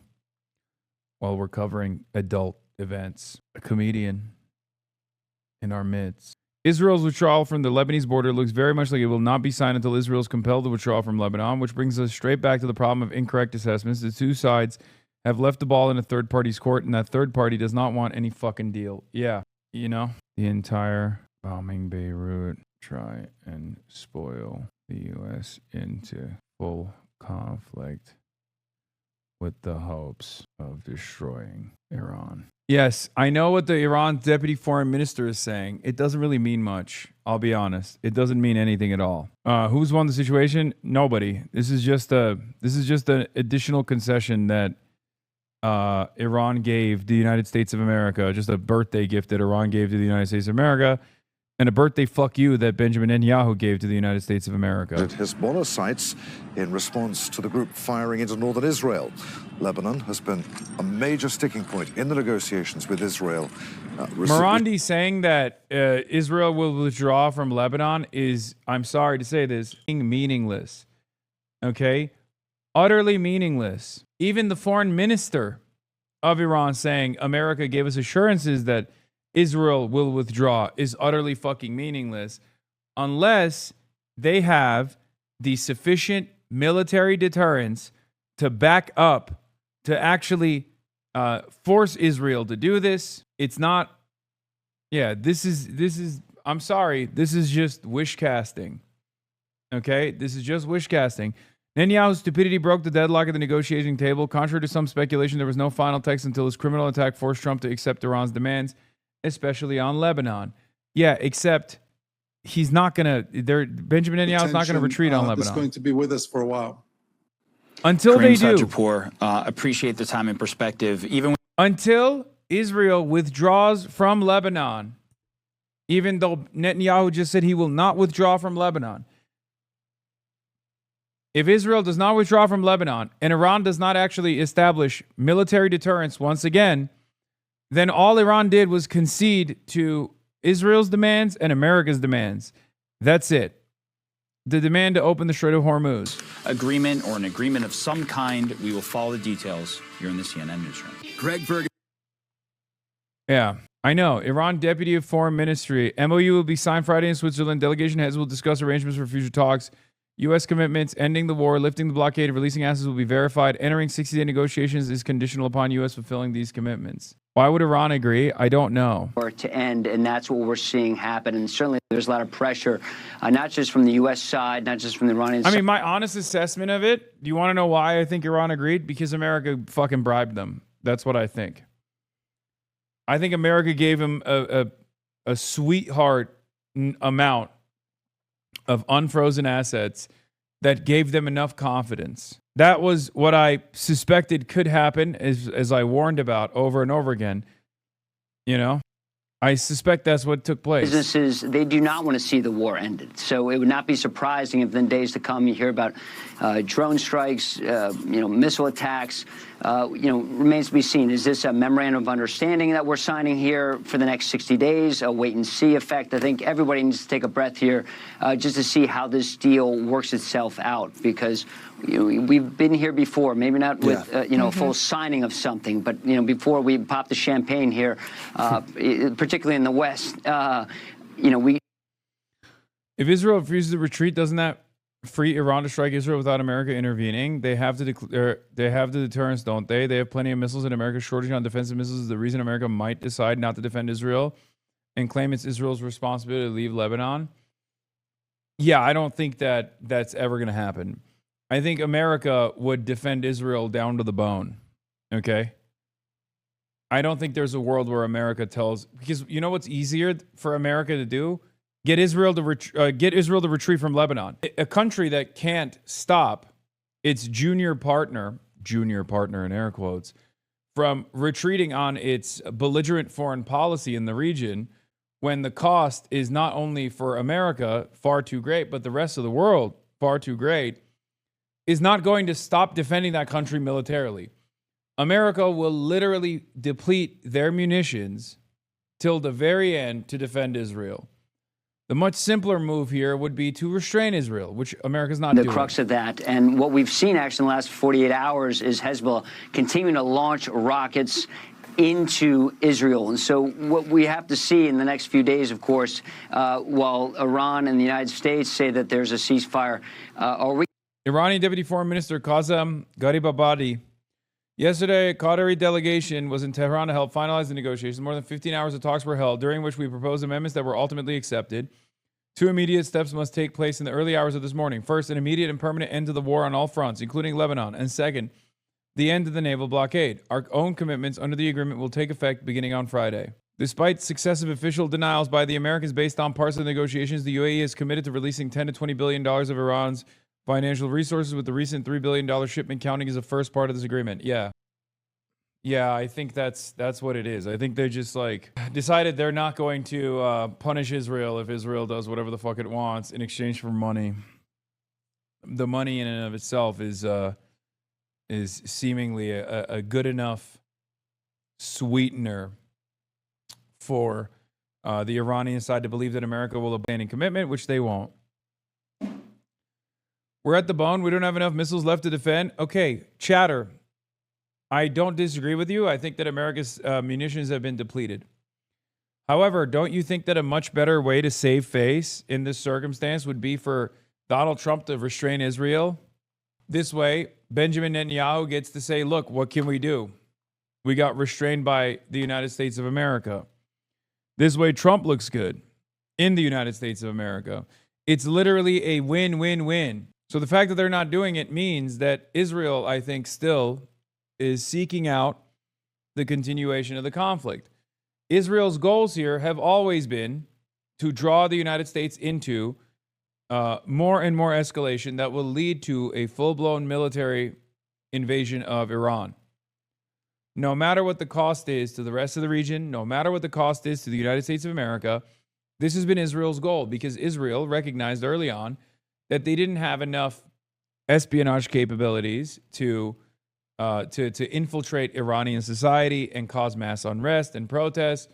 The Iranians, with their unbelievably heavy hand, were able to basically destroy that movement and kill a bunch of civilian protesters on the side as well, for sure. And outside of that, Iranian nationalism took root after the American-Israeli bombing which then further eroded any kind of civil unrest. The different ethnic groups that Israel thought it could rely on chose not to intervene. Yeah, the memorandum period is going to look a lot like the ceasefire period did. Everyone testing the lines of what they've actually agreed to, but the economic pressure on both sides is reduced. That's what I think as well, which is, again, as Trita correctly analyzed last time the ceasefire took place, is very bad for Iran. It shreds the Iranian leverage. Every day that the Strait of Hormuz is blocked, Iran gains more leverage. Every day that the Strait of Hormuz is open, Iran loses said leverage. This is the other side of the story that, we didn't cover that much, that Trump constantly postured about, which is the effectiveness of the Trump blockade. Part of the reason why I think the Trump blockade must have been somewhat effective, because if it wasn't, Iran would not have been open to ending the blockade on the Strait of Hormuz. Put more of this into context. Let's speak now to Trita Parsi, an international relations expert and the executive vice president of the Quincy Institute, responsible for statecraft. Welcome to BBC News. There were a few moments through the course of the last few hours where we all wondered whether this deal would actually get over the line, particularly after what we saw in Lebanon. Are you surprised that they've managed to reach this agreement? I'm relieved. I'm not surprised. At the end of the day, I thought that the structure of the situation was such that the two sides really, really needed this type of a de-escalatory exit out of this war that should never have been started in the first place. But this was clearly a last-ditch effort by the Israeli prime minister to not only destroy any deal between the U.S. and Iran, but also destroy any deal between Israel and Hezbollah and make sure that he could continue the war over there. I suspect that behind the scenes, beyond some stern language, the United States actually put some real pressure on the Israelis and some threats, and perhaps also gave some additional concessions to the Iranians in order to get the deal without the Iranians retaliating against Israel. And in terms... So what would have been the alternative? I mean, the alternative option from the Iranian side is to nix the deal. And reestablish military deterrence against Israel. That was the alternative from the Iranian side, as they said they would. Because remember, when you set red lines and you don't follow on them, Israel learns a very important lesson. And that lesson is, you ain't shit. They're going to continue doing what they're doing. Okay? And Israel is very good at violating those red lines to see what they can get away with. And as we've seen from the last 3 years, the only language Israel responds to is militancy. First, they fight back hard. And once the pain and losses are far too much, they change their risk profile. They change their risk analysis and they retreat. They'll do one last big bang and they'll inevitably retreat. Why are you assuming that this is a tangible deal that all parties will adhere to? I'm not. I'm actually saying the opposite. I'm saying that it's not a tangible deal that all parties will listen to. I'm saying the exact opposite. You're not hearing me. Of how secure, if that's the right word to use, that ceasefire will be. There are some people who will remain skeptical, particularly when it comes to the conflict. How do we know Iran will not strike back? They said that they would sign this memorandum of understanding instead of following on their promise that they would strike Israel earlier today. Up until 30 minutes prior to the Pakistani prime minister coming out and saying that a memorandum of understanding will be officially signed in Geneva on Friday, all of the Iranian top brass were talking about how they're going to strike Israel, that our rockets are ready, that kind of thing. Guys, the point is the spoiling party here is Israel. And it's very clear that America will not offer deterrence, or America will not offer any sort of restraint to Israel. And if a part of the ceasefire is a requirement that America offer restraint to Israel, force Israel to scale it back, if that's the entire point and Israel is not, then there is no deal. In Lebanon, because we've seen many violations when the ceasefire was previously announced in Lebanon. Absolutely. And we have a clear track record of the Israelis violating every ceasefire that they have signed from Gaza to Lebanon. This time around, however, even though I do agree that skepticism is warranted, it is a very significantly different situation, because if the Israelis violate a ceasefire, it's not their own deal with Hezbollah that they will be scuttling, it's Trump's deal with Iran. And Trump clearly wants to have this deal. He clearly wants to be able to end this war. I think he recognizes, at least his base recognizes, he should never have started in the first place. And if Israel now acts in a manner to keep the United States in a war that the U.S. does not want, that I think will be extremely costly for the Israelis, and I think they will think twice about it. That does not mean that they won't try to sabotage it. It's just not clear whether it will be as blatant as the effort to sabotage it was today. Okay, let's bring in Professor Yossi Meckelberg into the discussion as well, a senior consulting fellow of the Middle East and North Africa programme. I'm not sure where that is, sorry here, but welcome to BBC News nonetheless. Yossi, I want to get your reaction to what I've been discussing just there, because of course there are some questions about how secure this ceasefire will be, given that we've seen violations in the past. Good evening. I think it will be fragile, because it's at the end of the day, we don't know the details, and we don't think that all the details ain't been hammered out, which means there are a lot what to discuss in the next probably 60 days, which we understand the ceasefire is for the next 60 days. So whether, the most likely immediate outcome is the opening of the Strait of Hormuz, and that more and more ships navigate through the Strait of Hormuz. But the question is, of course, where it all started.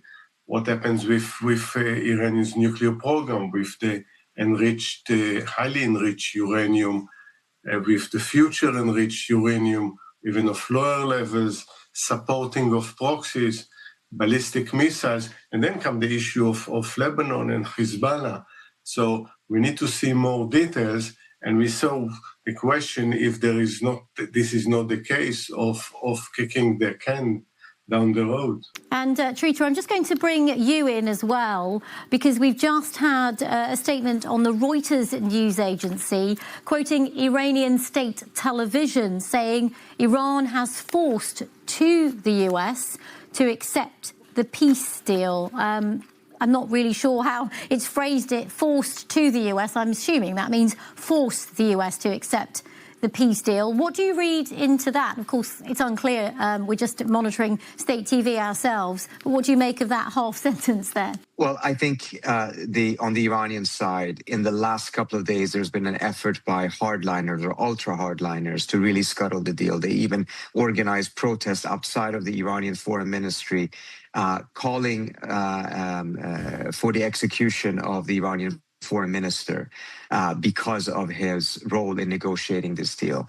So I think the Iranian government itself, because of its ultra hardliners, are going to do everything they can to frame this as a win for the Iranians. And Trump will do the same. Both sides will try to put forward a narrative of victory. What's important, however, is to make sure that that narrative does not negate the other side's narrative, that both sides can have a narrative of victory without necessarily contradicting each other. That will be tricky, but it will be important for both sides because of their domestic audiences. I'm just going to bring you that now in full, because we actually have it from our BBC colleagues who've been monitoring Iranian state TV. So let me bring that to our viewers now. We are hearing that in that announcement on Iranian state TV, a presenter said that the US was forced to sign an agreement to end the war with the Islamic Republic of Iran. So certainly state television and some Iranian outlets are framing this deal as a victory for Iran, but we've yet to have an official comment on that. Yossi, I'll come to you in a second, but I just want to get Trita's comments on that. I mean, of course, everyone is going to be framing this as a... I mean, look, the only thing I see here's what I think. I think that as long as there's military presence in the Strait of Hormuz, if Israel violates the ceasefire again, then I guess Iran can reestablish a blockade on the Strait of Hormuz. So from their estimation, they're giving peace a chance, right? I don't think that America will abide by this because America holds all the cards, and they've refused time and time again to restrain Israel when it's a perfectly valid reason. I mean, this is, ironically enough, Iran, this foreign adversary, this country that we call a terrorist country, trying to force America and Israel, two far more powerful adversaries, international, okay? So I personally think that this is a brief respite for the markets and a major W for Donald Trump, because I don't think that the cessation of hostilities and a removal of Israeli troops from Lebanon will ever be followed. Israel will do whatever the fuck it wants. Victory. I'll come to Yossi in a second, but just your reaction to that extended statement now. We've had a bit more on what State TV is saying.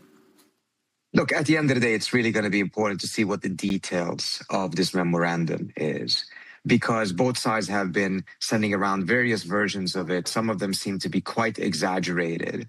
But once we have the actual plan that we can take a look at, then perhaps there's a way to discuss who won the most. But I think, to be fair, both sides won here. This was a bad war. This wasn't a war that should not have been started. It should have been ended as soon as possible. And if both sides find a way to extract themselves out of that situation, it's a win for them. And it's a... Like, the question is, do you think Trump is petty enough and stupid enough and childish enough to just wave a shiny deal that is not actually going to happen just for his birthday? Yes, I think that is a reality. I think that's a realistic scenario here. I do believe that Donald Trump is that childish, is that narcissistic, is that much of a fucking baboon. Like, Donald Trump and Israel could have just had a conversation where Donald Trump's like, listen, I don't really give a shit about any of this. You can keep bombing Dahia, you can bomb whatever random Arab country you want to bomb. But just for the day, you really fucked up my birthday. Just for the day, we were so close to getting an MOU signed by Iran. You fucked my birthday up. Once my birthday's over, you can go back to doing whatever you want. I feel like that's such a dumb way to do political analysis. But when the actors are that fucking stupid, when the actors are that childish, I don't know if it's that dumb. Dude, what are you even saying? I mean, we'll see. We'll see what happens. It's pretty obvious what I'm saying to anyone who's paying fucking close attention to what's going on here. A lot of people are presenting this as a W for Iran. That's only a W for Iran if Israel is actually restrained. And I just don't think Israel is actually restrained. Israel already came out and said that they are going to, their decisions on Lebanon are their own.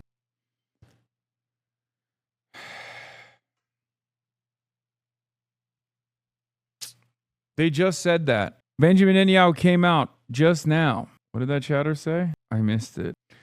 It's a small W if Iran gets the money, but nothing major changes. No, where's the other chatter who responded to me? Yeah, Netanyahu told Trump that Israel does not consider itself bound by the Lebanon-related part of the proposed U.S.-Iran agreement. According to Israeli sources, Israel plans to keep troops in Lebanon, continue operations against Hezbollah, and respond to attacks as needed. The Iranian side claims that within the Memorandum of Understanding, that Israel is actually pulling back. Hold on. Then Iran will retaliate. No. I said then Iran attacks back. No. Yes. But then what happened? That we're in agreement then. Yes. Potentially. But that's my point. My point is then all Iran did was give Donald Trump a birthday gift. That's what I'm saying. For like just the duration of his birthday. Win for most of the world, because they have been suffering tremendously from this economic repercussions of this war, particularly countries in Asia who are very dependent on oil from the Persian Gulf and who had absolutely nothing to do with this war. Yossi, let me bring you in now, because, of course, what we heard in the moment hours before was President Trump saying that he had had a very stern conversation with the Israeli Prime Minister in the aftermath of that strike on Beirut. There were reports he'd used very strong language.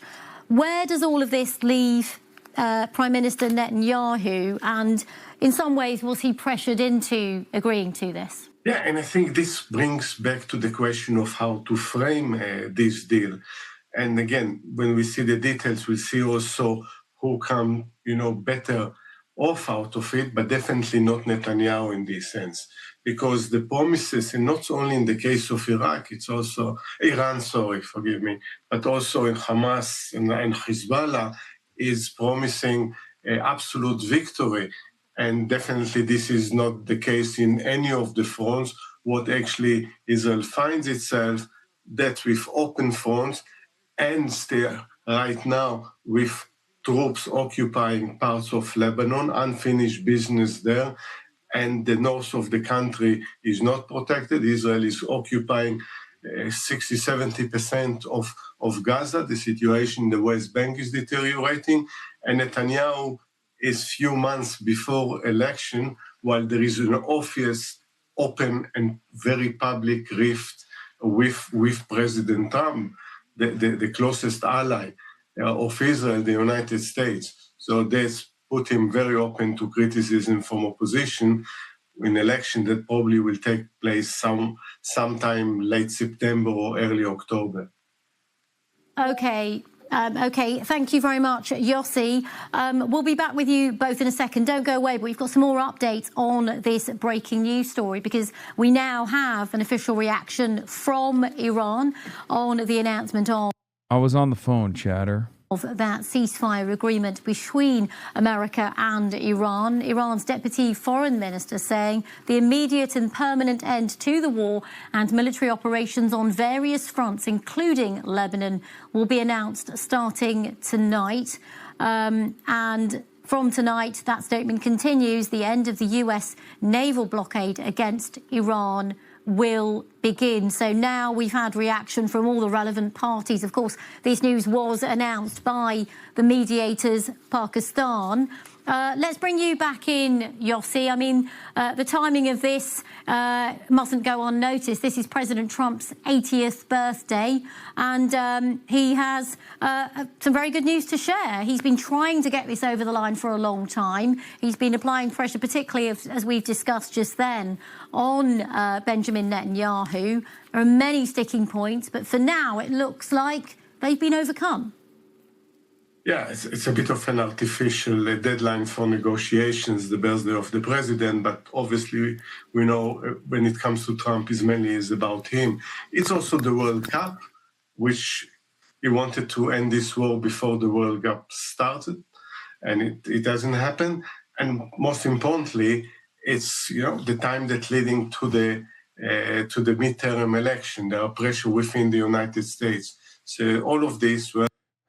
I just think I think this is a birthday gift to Trump. I'm not even joking when I say this. I think it's for dumb guys like Patrick Bet-David to be like, I predicted the president would have this deal done by June 14th. This was never going to be a long war.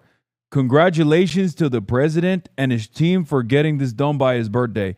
Happy 80th birthday to real Donald Trump. I'm Patrick Bet-David. I'm a numbers guy, and I think Donald Trump was going to do this deal and was going to finish this deal by his birthday, and now I'm seeing him finishing the deal by his birthday, and I'm looking at the numbers, and I'm seeing 80. 80 is the number, which is a round number. It's Donald Trump's birthday number. And I think he's a brilliant guy. I know you like the number. He's a brilliant guy. This guy had 80 years of deal making. 80 years of deal making. And he did it again. It's good news from Trump's point of view. But again, when the details will come out, on the one hand, obviously, most people will welcome an agreement that is stop this war, open the Strait of Hormuz. But when the details will come out, then is some kind of the scrutiny, the close scrutiny on the most important issue, whether it's the enriched uranium, generally the nuclear program, support of proxies and the rest. And some will also argue if the best achievement of this agreement is opening the Strait of Hormuz. Well, the straits were open before the war, so was it necessary at all? And what do you make of all of that, Trita? No, I think that's a very fair point that Yossi is raising, that at the end of the day, even if certain things are achieved here, some of them were creations of this very war that should not have been started. But I think if we take a look at it from the position of where Trump is right now, having been able to stop this war, and hopefully this will lead to a final deal, I think it's very important to remember this is just a pit stop towards a final deal. But if he manages to end this, and if he manages to get at least some of the terms of the nuclear deal, the final nuclear deal, to be firmer than that of the Obama administrations, then he will be able to say that he got a better deal. Now, it will be good to ask questions. Was it worth the price? Could there have been a better way? There were actually better terms in the deal that was on the table in February of this year that the Omanis had mediated, that Trump could have taken. He could have declared victory. He could have declared a better deal than Obama's, yet he chose to declare war instead. Okay. So I think history will still judge him pretty harshly, but at the end of the day, ending this war is still a win. Indeed. And of course, let's not forget all of the lives that were lost in the conflict across the region. Of course, the economic turmoil as well. I'm just going to thank Trita Parsi as well as Yossi Mekelberg for joining us for reaction to that breaking news. Amanda Walker in Washington, D.C. is going to be taking... I don't know why Trita can't upload videos without making them 4x3. Yes, the Power to the People rally, you should donate to. I'm going to be heading over there in a little bit to interview the candidates.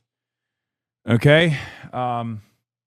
We have that link, the ActBlue link. Yeah, if you're pissed off about all these venues canceling, if you're pissed off about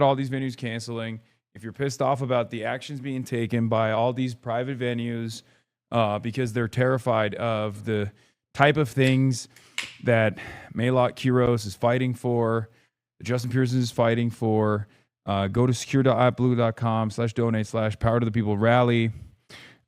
Justin J. Pearson, Donovan McKinney, and Maylot Quiros will get your donations distributed evenly amongst themselves. Raining on the East Coast, I did see the blue horse. I posted it on my Instagram. This was the rally crowd. It was massive. That's amazing.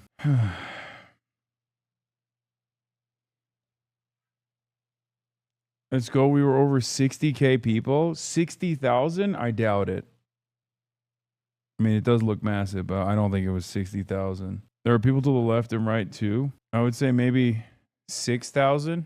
That's an incredible number. I'm waiting on March. We're going to be heading over. Against that. That's not the goal. And I'm certain that's not what President Trump's trying to do.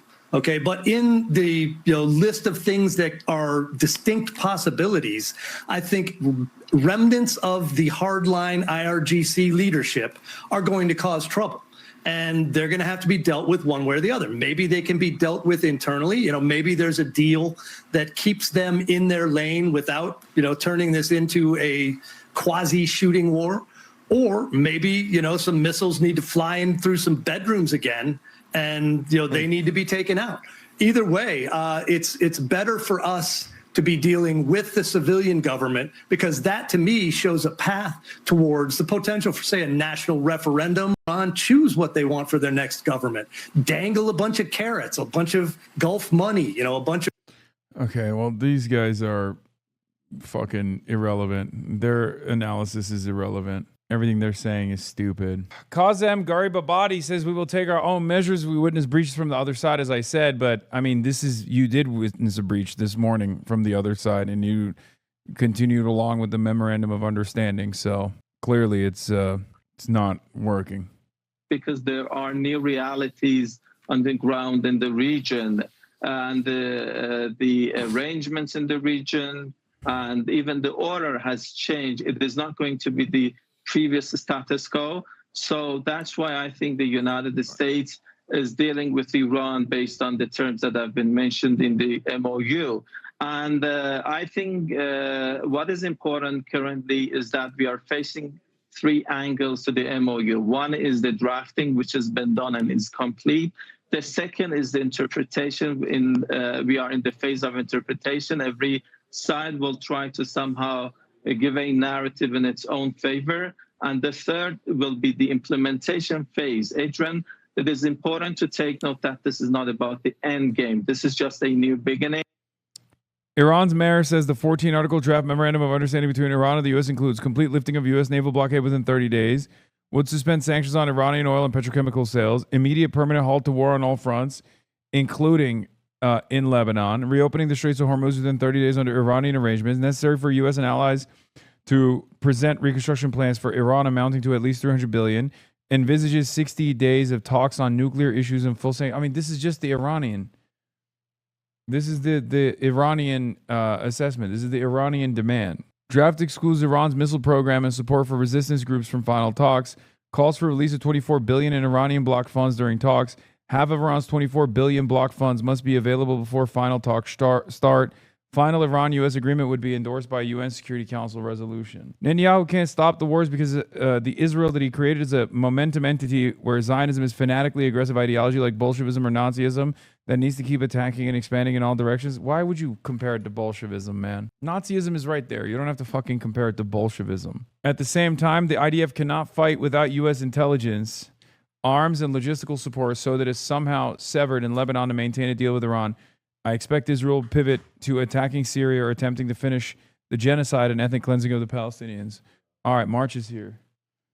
All right, we're gonna roll out right now.